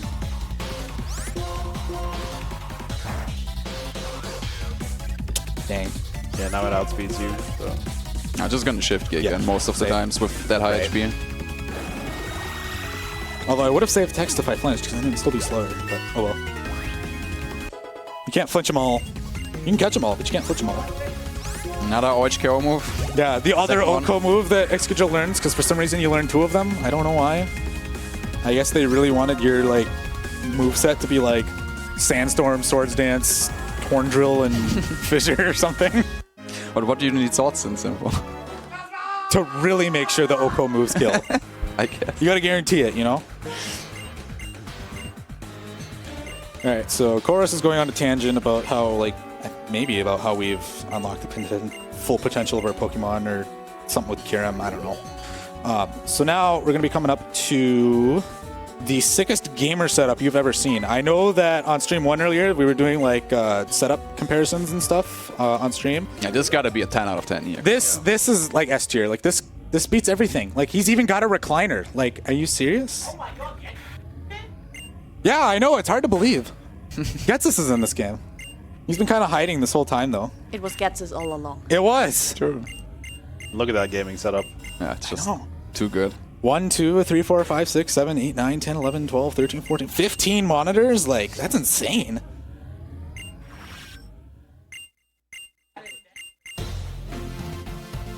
Yeah, his chair's a little backwards. He doesn't need all the monitors. He can play blind. He's just that talented. So Hugh is going to kind of have a moment here because the Shadow Triad is returning him a Purloin that he stole in Espertia 2 years ago, now a Lipard that really hates anybody that looks at it. So Hugh needs some time to process, and we're going to have to take care of some Shadow Triads here. So if you have any donations you would like to read, I'd be more than welcome to hear it. I'd be happy to. We have a $6 donation sent in by our dear Pendle Steven saying, I like good old Team Rocket.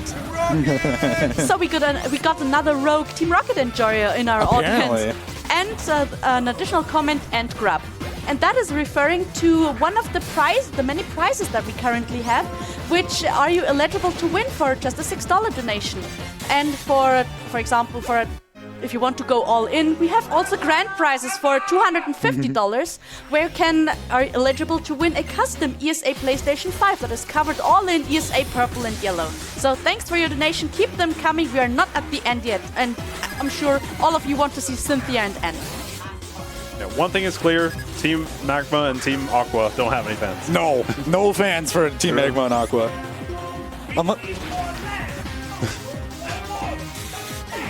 Are there any Team Skull enjoyers here? Anybody? Okay, there's a couple. What about Team Yell? Any Team Yells? How surprising. There's just no love out there, man. Yeah, also, the slight other benefit of the Chorus Elixir is you have, instead of 5 EQs for these 3 fights, with 6 poniards. You have 6, so you can EQ all of them. Now he has to double Iron Head this first one here. Yes. Instead. Just saves you 1 turn. Yeah, you've also noticed that the Shadow Triad have all led and finished with a Poniard, and the middle one's been different. This one in particular has an Excelgor that knows the move Me First. Me First is a priority move that takes the move that I'm using and uses it against me. Yeah, it can play the Uno reverse card on us and just keep flinching us with Iron Head. Yes. So hopefully it just picks Giga Drain. Right. I'm at the health where I can tank quite a few and not have an issue. Me First, Iron Head. I flinched the gun. Yeah, there we go. Classic. And again. How many? Oh, okay. Okay, Just all right. Couldn't do 3 in a row. All right. He really tried. He put all his heart into that Me First, let me tell you.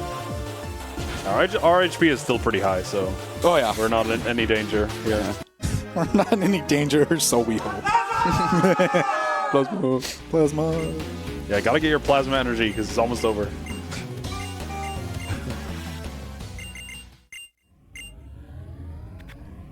Also, I just want to say we are so close to actually hitting $22,000 for Alzheimer-Fonden. So if you have any more monies, any more donations that you want to send in, we can hit that goal. We can hit that threshold during the course of the rest of this run. So make it happen. Make it so. It's minor optimization on the stairs. You don't have sliding physics, so you can go like down on the stairs to kind of save just a couple frames, and I missed it and went straight down. Yeah, lose like 5 seconds instead. It's very easy to miss, and it saves you like what? Fraction I don't know. of a second. Frames, I don't know. And if you mess it up, you lose like 5. So Yeah. just looks cool if you get it. Yeah, it's really cool. So Getsus is like fuming at this point, and I guess he drug Kiram out here for some reason. I don't know. I figured having it in the cannon would do a lot more damage than moving it into a cave, but I don't know. Whatever. What's it doing? It seems pretty dangerous. Those are some interesting ice shards. Those are pointy. Those are huge. Oh. Oh. Oh, would you look at that? Oh, it's Reshiram. A Reshiram. That could only mean... Is it him? No way it's him. The freak It's without him. a human heart. Oh, that's just insulting. To say to your own son. It is insulting to say it to your own son. Best theme in the game, by the way. Oh, yeah. We only get to listen to it for about 20 seconds, though. Yes, Black and White 1 is the only advantage over Black and White 2 is that it gets to listen to this theme a lot longer. Alright, so... Getsus is going to pull out his trump card here, the DNA Splicers, and he's going to do some fun stuff, but it also means I can put my DS down and just, like, hang out, you know? Like, Very nice break here. it's a great bathroom break, let me tell you. Although we're in a marathon run, so I don't get to go to the bathroom. So what's going to happen here? I mean, you can certainly try the bathrooms just around the corner. No, I'm not going to make that run.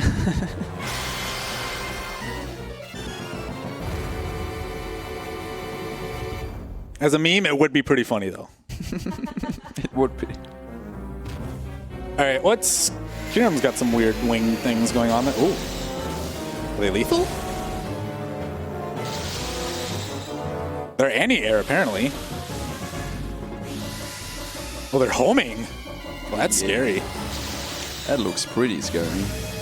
Oh, maybe they're not homing. Oh. Oh, no.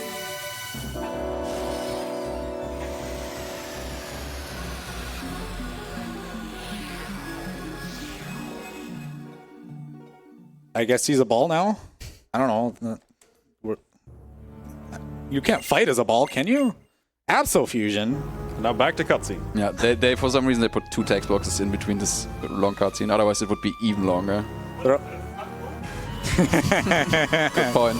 Hey, this is our one bathroom break. If it was more than this, it'd be like, okay, now we're getting a little long in the cutscenes, but...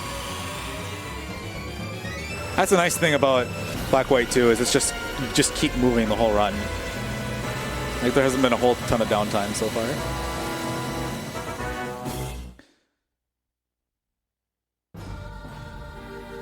That's a interesting looking Kiram.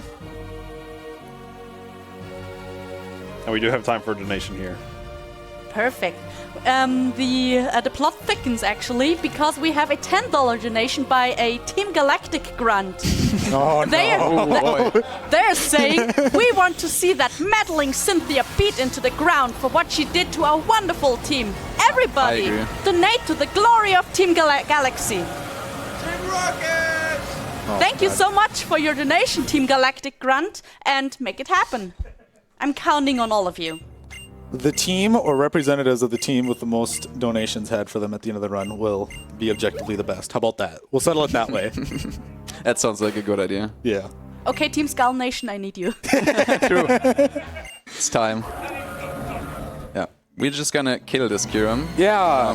Yeah. It is not guaranteed to die. Fun fact, it lived yesterday for him. Yes. In practice, it is this very, lived. very, very favored to die. I think it's like a max defense and max HP Kiram is like 9 and 16 to die or something like that.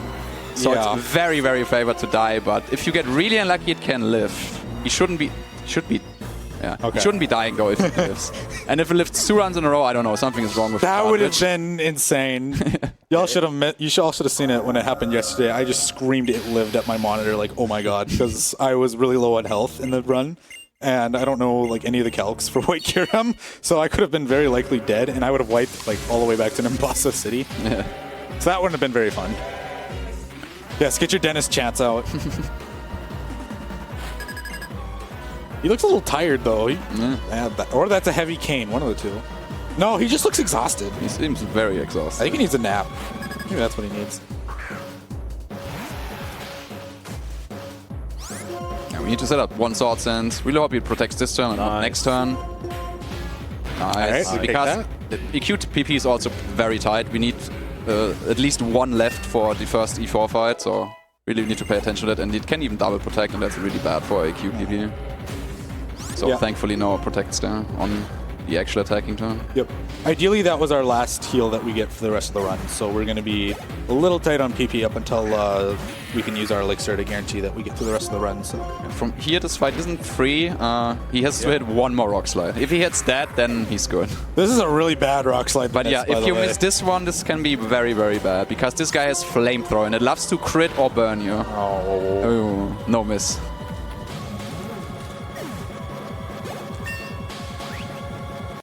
All right.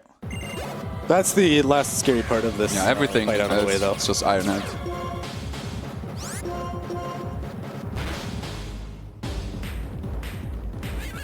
Just a lot of Iron Head spam.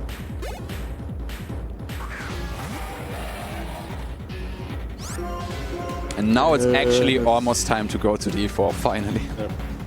Just took like 40 minutes. 30. All right. And Team Plasma has been eradicated. See, now you're on the good side. Before you were cheering for the bad side. So Getsus just pouts like a baby now that we've defeated him and just tells us to shut up. And he's gone. He left the cane too. I guess it was just heavy. I don't know. So, heartwarming message here. I'm not reading it. Text is going by too fast. I don't know. Be kind to your Pokemon or something. I don't know. Maybe we'll see you later, and Yeah. Maybe knows? we'll see you Who later. knows? Donate for the end incentive. We're getting low on time here. We got about 20, 25 minutes at most for the rest of the run here. So definitely get your donations in if you haven't already. Especially all your Rock Slide donations out there. He's just gonna escape rope now. That's why he exited Giant Chasm earlier through the bottom one, just so he can get there quicker now.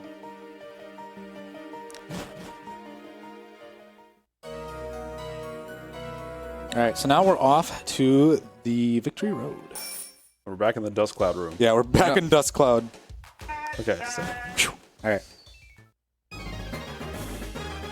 That's I the- believe I've surfed onto like a rippling water. Oh, I have before. definitely. It spawned like right under my nose there. Yeah. So it's stopping. Yeah, a lot of spinners here coming up. Nice. I'm gonna take this guy a little Ah, slow, just gotta because I wait. really don't want to hit him. There we go. This guy is also, yeah. nice. Really don't want to hit this Like guy. pretty This well. has some interesting patterns Yeah. to spin. That was RNG manipulation for his True. pattern, so it'd just be super great. Yeah. Oh, there's N. All right. Y'all better donate, because otherwise this is the last time you see N. You really want to see him again. You really want to listen to that epic N theme? Snipers, it's now or never. Yeah, it's now or never. We're climbing Victory Road. We get waterfall. We don't need it. Yeah, we probably also have some more time for donations. Yeah, during the badge check. Yep. Yeah, this takes a bit.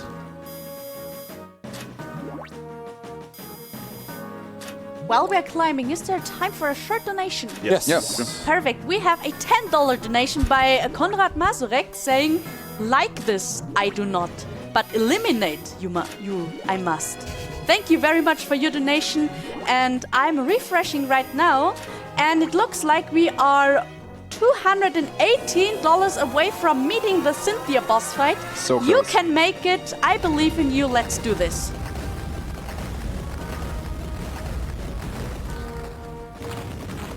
Best Victory Road theme, by the way. I will die on that hill. Tend to agree. All right. First trainer here. Got a drift blim. Another rock slide moment. We're at 3, right, guys? Yeah. 3? 3. Still be 3, yeah. All right. So maybe we'll get a 4. I got a swords dance first.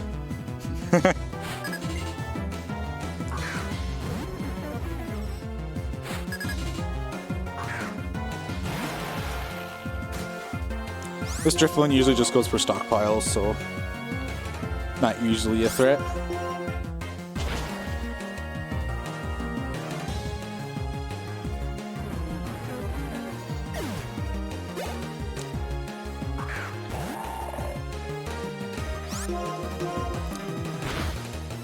Yeah, Victory Road has a lot of trainers in this game. And Yes. also, you can get dust clouds in a bunch of rooms, and one of the rooms is in the dark, so it's not easy. in terms of execution. There's definitely a lot of Definitely tight not, yeah. movement, yeah. Here's the one time that we need strength the entire run. Yep, for this one. No, actually, there's another boulder before the dark room. Oh, you're right. My bad. I always forget about But that there are one. only 2 boulders. You have to actually push. I'll just wait. Nice. Just bike past there. This bike's very fast. Getting off the bike here because that guy has a long Yeah. range of movement. I He really is- don't want to hit him. He looks very, very far. I'm going to get off the bike here and try to get a better stun up. This guy is blind. That's too bad. Yeah, he doesn't care about.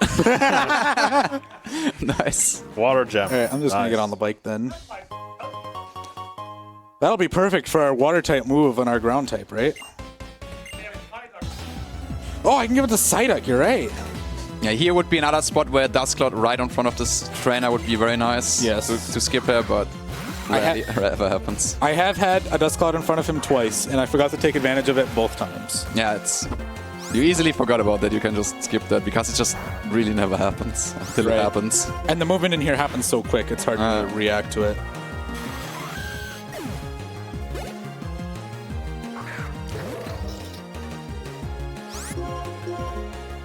Gen 5 is mostly better run on DS because, I mean, it's the same category with 3DS, but 3DS has DSI enhancements and that just makes it way more annoying. Yeah, it also has a lot of timer zero issues and Yeah. can only go to the year 2050. So it is best to play on an original DS Fat like I have That here. was pretty slow. Yeah, that was interesting. I don't think that was safe. She turned as soon as I did this to show off that I'm playing on an original Oh, DS, and this is okay, I guess we're going, and hopefully it'll be fun. Here's the dark room. Yeah, it's the same category between DS and 3DS. It's just way better to play on DS. Yeah, that was pretty good. Yes, it's That was much easier. very to hit good Dark manips. Room. We do have manipless versions of these categories, though, if you're interested in picking it up but not doing all of the intense RNG minute stuff right off the rip and just want to get a feel for Pokemon speedrunning. Yeah, it's just way easier to just instantly pick up and play without any RNG manipulation. Yes.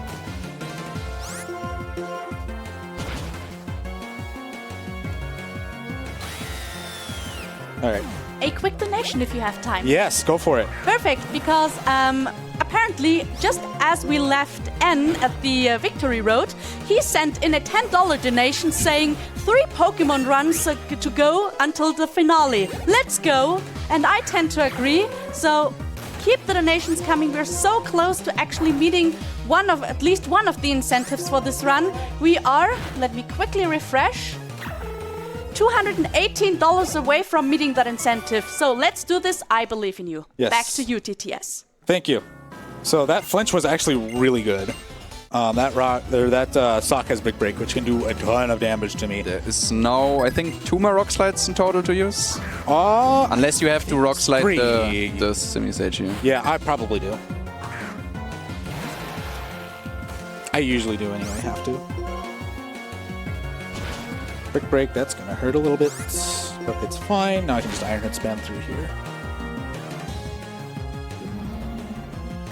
There is a strat where you can skip Sword Dance on this fight here, but the next 2 pokes coming out are not the greatest ranges without Sword Dance. Yeah, it's pretty risky to go for. Yeah, on a really good pace, this Golurk and Sock, assuming you didn't like hit an optional or anything for an extra level, is a very even less than a coin flip sometimes. Yeah, it's not the greatest, but it's very fast if it works. Yeah, and you can hit it, isn't that right, Rubentus? You can.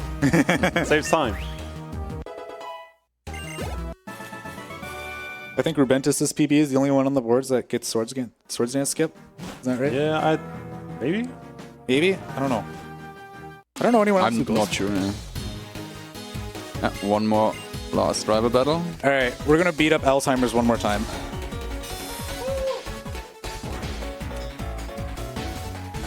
This Unpheasant has Swagger, which isn't really helpful, even though it would boost our attack up to +3 because we're going to Swords Dance.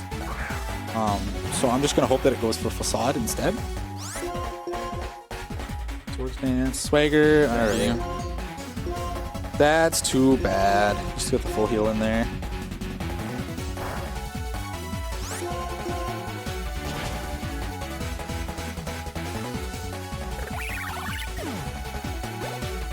Alrighty, and this Bouflin isn't scary.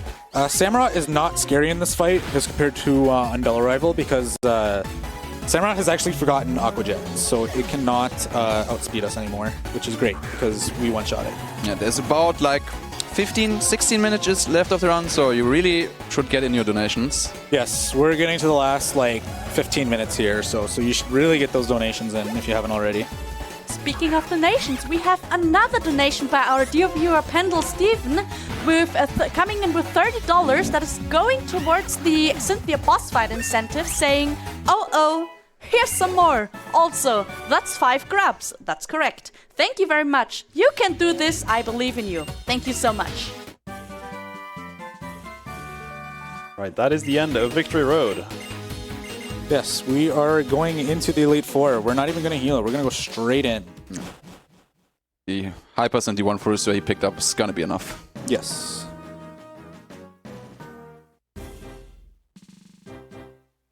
Time for the Pokemon League. And the best Elite Four theme in all of Pokemon. Oh, yes. Get your Sour Pleases, your Cat Jams, get whatever dancing emote you got, because it's going to be bangers from here on out. Absolutely.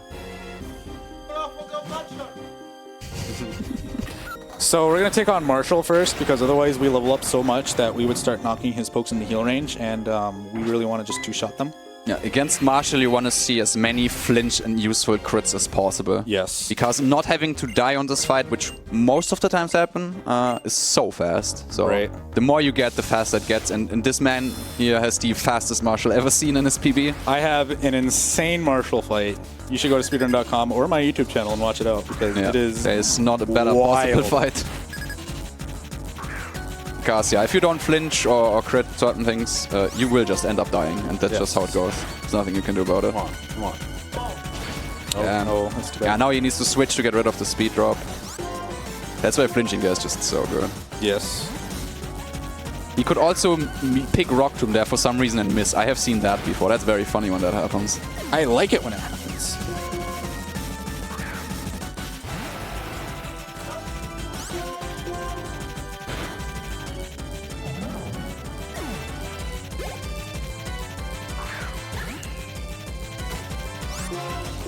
Jano's gonna die. The next scary thing is gonna be the Conkeldurr, which hopefully does not use a bulk up, at least if he doesn't flinch. Because then when it gets annoying.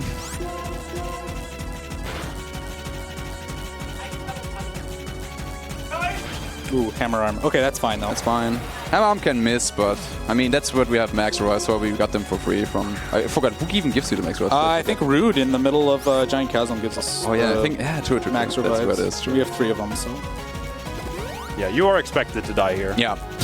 This is how a standard marshal looks. Can't even complain. It's just how it goes most of the times if you don't get good luck. Right. Or really good luck. Like in a lot of Pokemon games, you like only bring one Pokemon into the Elite Four just to have less time in the Hall of Fame, but you cannot do that in this game. Yeah, You for would- martial, it would never work. You would have to bank on flinching everything. You would need to flinch, and that's obviously just not worth going for. One more rock slide. No, Okay. one rock Fine. slide left in the run. That was the one I was really scared about. Yeah, if you miss that one, it's pretty scary. Yeah. Especially when you never got a flinch before. All right. Scariest fight Elite Four over with. It's smooth sailing from here on out, hopefully. Yes, that does deserve clapping because that is a very stressful fight. Yeah, if that Brick Break would have crit from Sock, that would have been over. That would have been really bad. Every other fight is pretty free. The only annoying thing is if he gets burnt now from a Kofferigus on the next fight, but that's about it. Until Iris. So we got one rock slide left? Yeah, one rock slide. One rock slide left. So it is time to kind of start pre-filling in your rock slide donations if you haven't gotten them in already. We're at 3, right? Yep, we're at 3. So that's another 15. So it's 3 paras and 3 rock slides. I think so, yeah. Yeah. He's also gonna elixir here on the Liepard since it uses fake out anyways turn 1, so might as well, and we have to get our PP back anyways.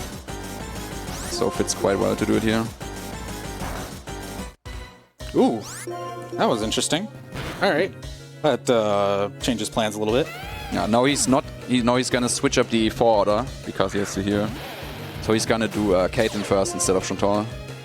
Because Caitlyn can't touch extra drill with her lead. She's just gonna spoil Mjorn or Reflect, and we're just gonna set up for free and then just full restore to full. Yes. So we may have to do a slightly extra heal before Iris just to make things super duper safe for Iris, because I don't really want to wipe all the way back to the beginning of the Elite Four, because boy, would that be interesting. Yeah, that would be pretty rough. That's the one bishop of the run. Not King Gambit yet. Nope, Not doesn't Gambit. exist yet, fortunately.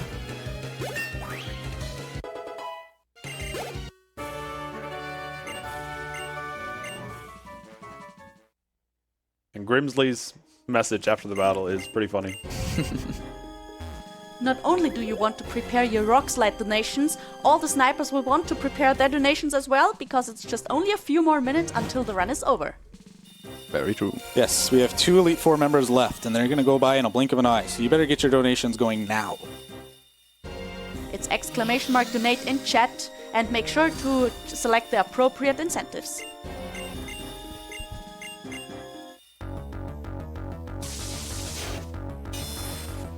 I hope you've been enjoying the Elite Four theme, by the way.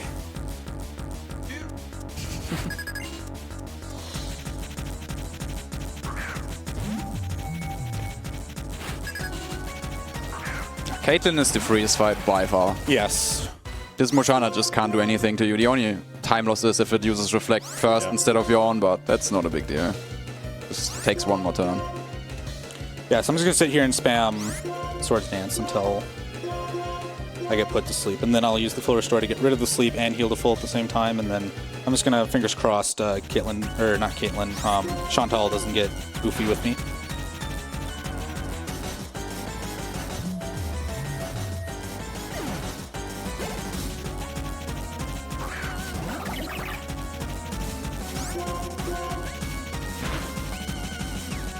So Chantal is kind of an interesting fight because it does lead with a Kofferigus that knows Will-O-Wisp.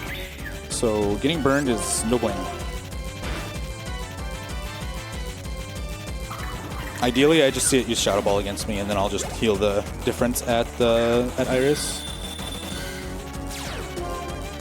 Oh no, Gothitelle knows I have a Lucky Egg. That's not good. You're only gonna do. What am I gonna do with that? Yeah, I don't know.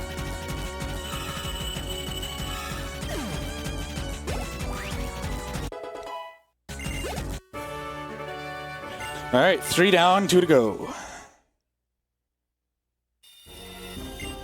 Caitlyn talks the least out of them all too, which is also why we ideally want her to be last, so that we don't have to listen to a whole like spiel about, oh, you've beaten all the Elite Four members, good job, now go face the champion, good luck, bud.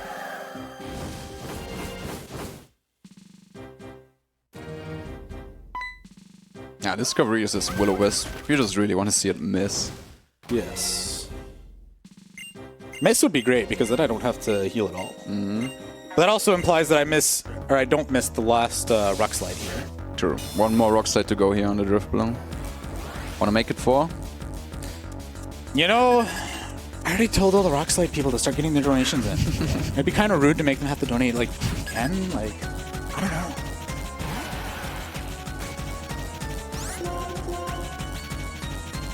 Okay, nice. would you look at that? There we go. Perfect. I'll take that.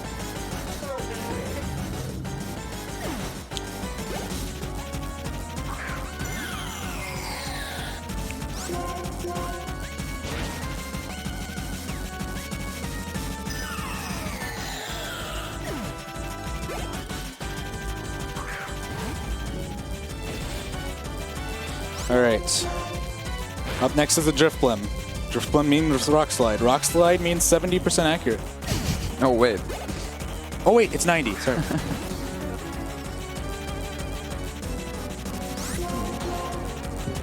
Yeah.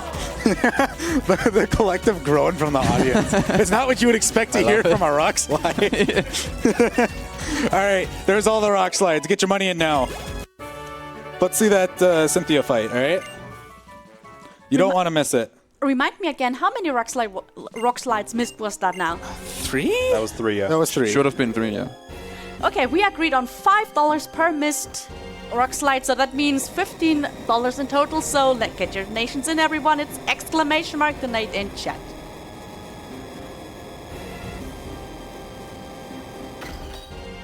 All right, now we're going up the big stairs.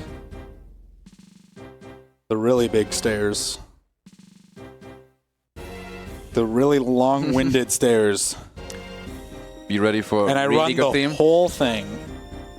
All right, so what I'm going to do is I'm going to use... I have 1 revive. I need to... Did I take damage? I don't think I took damage, actually. No, you should be at 4. Right, I am going to safety save, then. I'd feel more comfortable with both alive, but I only have 1 revive. Oh, I do have the max. Whatever. Whatever.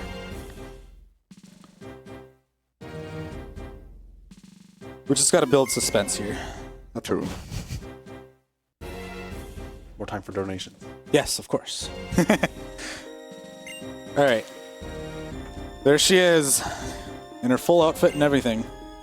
I got to remember to actually run up and talk to her, because otherwise you get pulled forward 1 step and you just stand there like, what's Very happening? often you just forget to do this last step here in the end. All right, so Iris is going to lead with a High Dragon that knows both Flamethrower and Surf. Both suck, but I prefer Surf. Yeah, because Flamethrower can obviously burn you. Yes. You don't want to get crit, you don't want to get burned. Yes. This is your absolute last chance to get your donations in, by the way. Yeah. There's not much left after this, so let's get that Cynthia incentive going. Now would be a perfect time. How far away are we on that? Let me quickly refresh. Right now we are $173 away from meeting that incentive. Donators, snipers, you can do this still. You can do this. I believe in you. We believe in you. And actually, we have a bunch of donations that just came in. $15 respectively by Affected Ashes and Rubentus saying rock slide. Thank you so much to the 2 of you. And we got a $10 donation by Cynthia saying, I am the winner because the runner was not fighting against me. Okay, I'm sure we can change that. So let's get the last minute donations in, everyone. She definitely has a point. All right, final point that the run can go south. Yeah. Okay. It can randomly pick EQ here instead of Dragon Dance, even though it shouldn't. And if it crits you, you're dead. But 99% of the time you see Dragon Dance on that turn. GG, folks. Yep. As long as you don't misclick, this is G. GG. Very, very good marathon run for sure. I picked my DS back up so I can make sure that I don't misclick. And comfortably underestimate. I was mashing Iron Head before Lapras came out and you're supposed to Earthquake it. We got a... Go ahead. Yeah, we got a $30 donation by Roos Cruz. That is the combined efforts of the rock slides and the statics that happened during this run. Thank you so much for your donation. And let me refresh again. Right now we are $143 away from meeting the incentive. You can do this. It's any second now, any moment. I believe in you. Yeah. All right, so as we're heading to the Hall of Fame here, we may as well start handing out some shout-outs while we're at it. Shout out to the DSPSR community. They're all wonderful people. I actually was not a member of this community 1 year ago, believe it or not. In 1 year, I went from an absolute nobody to here on the ESA stage playing Pokemon White 2 in 3rd place on the leaderboards. So if you are someone who has never speedrun before or has always like sat and thought about speedrunning but never really made that leap, I highly recommend to do it. It's been an absolute blast meeting Rubentus and Ashes, who are here on the couch with me today, and putting on this wonderful showcase for you all. Yeah, Pokemon Speedruns are a lot of fun. There's a lot of strategy, a lot of skill involved, so I love it. Yeah, and you can just find the Discord through speedrun.com through all DS games. And there's a lot of people and a lot of helpful resources which can help you to get started. Yep, there's a lot of different Discords, each for their respective platforms. So DS has their own Discord, 3DS has their own Discord, Switch has their own Discord, which is by far the most accessible. They're all very active. You're all welcome to join them and get to learn more about speedrunning. Shout out to Skoagogo, who is the world record holder in this category right now. He recently broke the 310 barrier and got a 309.46, was it? Oh, and time's coming up right now. Very good run, for sure. Yeah, 3:18 in a marathon. Press the timer, please. Press the timer, please. This button? Is it this button? Oh, okay. Oh, sorry. I didn't know.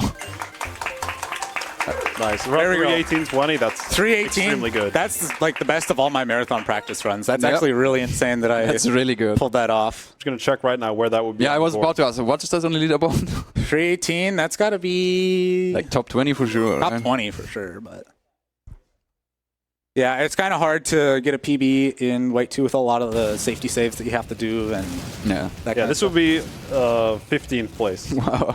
That's 15, really, that's really not good bad. for a That's marathon. pretty fucking good. Yeah, and I never wiped, right? Nope. No. I never wiped. That's really good then, because Yeah. there's a lot of really scary ranges in this, For this sure. game. So yeah, I'm still amazed how you got through the Charles fight, honestly. After you missed there. I got so lucky on that Charles fight. I can't believe it. Didn't even get agility and still won. Yeah, I know it. Alrighty. Well, how far are we away on that Cynthia incentive? Let me quickly refresh one more time. We are, unfortunately, we are still $133 away from meeting that incentive. So unfortunately, it's not going to happen unless you would like to fight Cynthia for 3/4 of it. I don't know. I'm willing. Do people want to see Cynthia? Would you like Do you to want to see see it, Cynthia everyone? anyway? I'll show you some Cynthia. Let's do this. Nice. Alrighty. So I will show off Cynthia for you all. So what that's going to do is that's going to require me to actually switch DSs real quick. Since we're so ahead on our estimate, I can squeeze this in for free. Easily.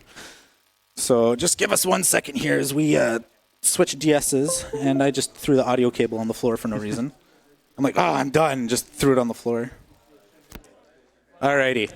Beautiful touchscreen. Oh, there we go. So, all right. So we have our Excadrill here that we finished the game with.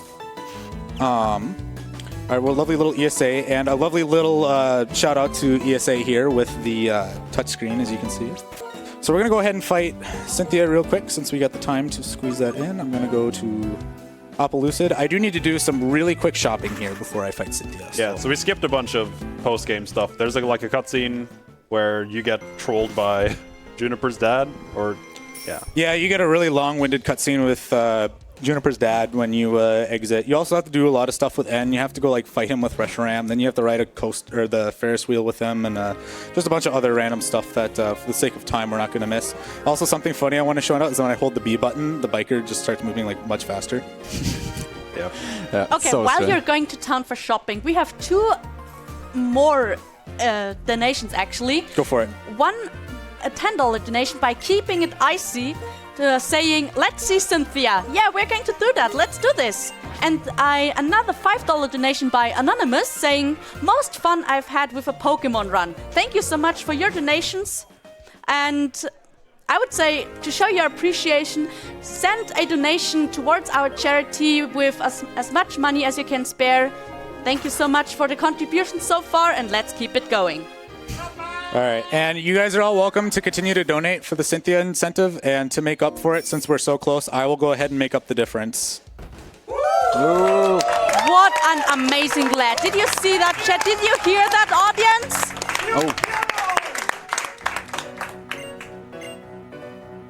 I mean, it was already $30 for all the rock slides and statics. You may as well round it up. true. So depending on how much you want to break my wallet, either continue to donate or start donating to other great incentives throughout the marathon. Here we go. Here we go. Absolute legends are matching that. All right, so I'm going to set up Swords Dance right away. I need 2 sword dances to make this really fun, but I'm going to be put to sleep, so I'm going to use this X speed while I'm asleep, just to be really efficient. I didn't buy 4 stars, did I? I do have an awakening.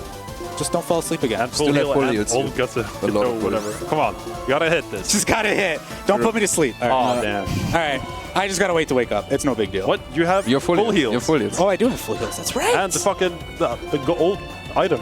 You're right. You're right. He's gonna hit eventually. All right, now I just got to hit through double team. Okay, or maybe this time? Maybe next time. Back to sleep we go. Yeah, the Spiritomb is pretty annoying to deal with. Maybe this time? At least the music is good. Okay, how many? Okay, right, there we go. Alrighty.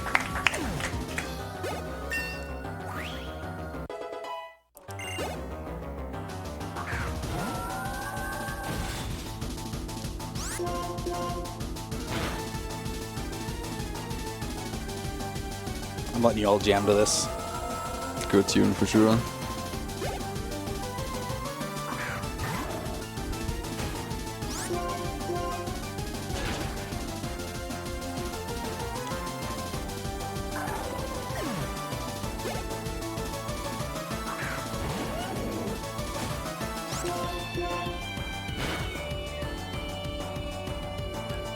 You need to be faster than this Garchomp because Yes. Garchomp will just kill you. Yes, this Garchomp is the sole reason that I have max speed.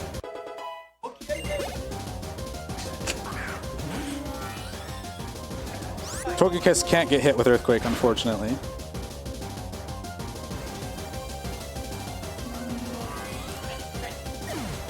Thanks.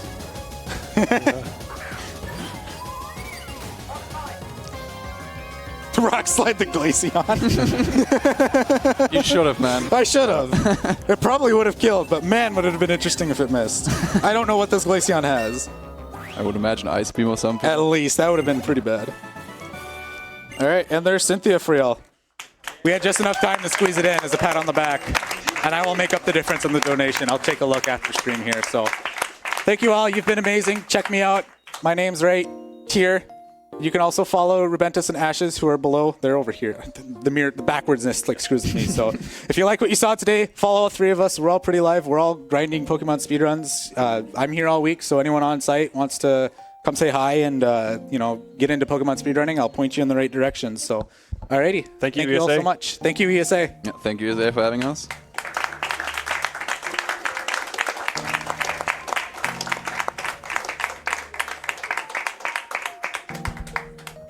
If that's fine by you, I have 2 closing donations. Go for it. Yeah. Perfect. We have a $5 donation by Anonymous saying, yeah, you deserve a bit more for that. Thank you very much for that. And we also got a $5 donation by Tempest Mask saying, you know what, I ought to help so that TTS won't have to pay as much to make up the difference. Thank you. The plane tickets were expensive from the States. But what a power move to do for charity. I'm glad I at least got to catch you beat the Elite Four and face everyone's favorite champ. Well, at least one for me. And shout out to one of my favorite Pokemons, number 900, Cleaver. Thank you so much, Tempest. And with that being said, thank you so much, TTS. And thanks to you, lovely audience, for being here the entire night. Yeah, the audience was great. Thank you, audience. You all know Stream 2 was the cool stream after all. And with that being said, we're going to a quick intermission for the next run. Don't go anywhere, we will be right back for you.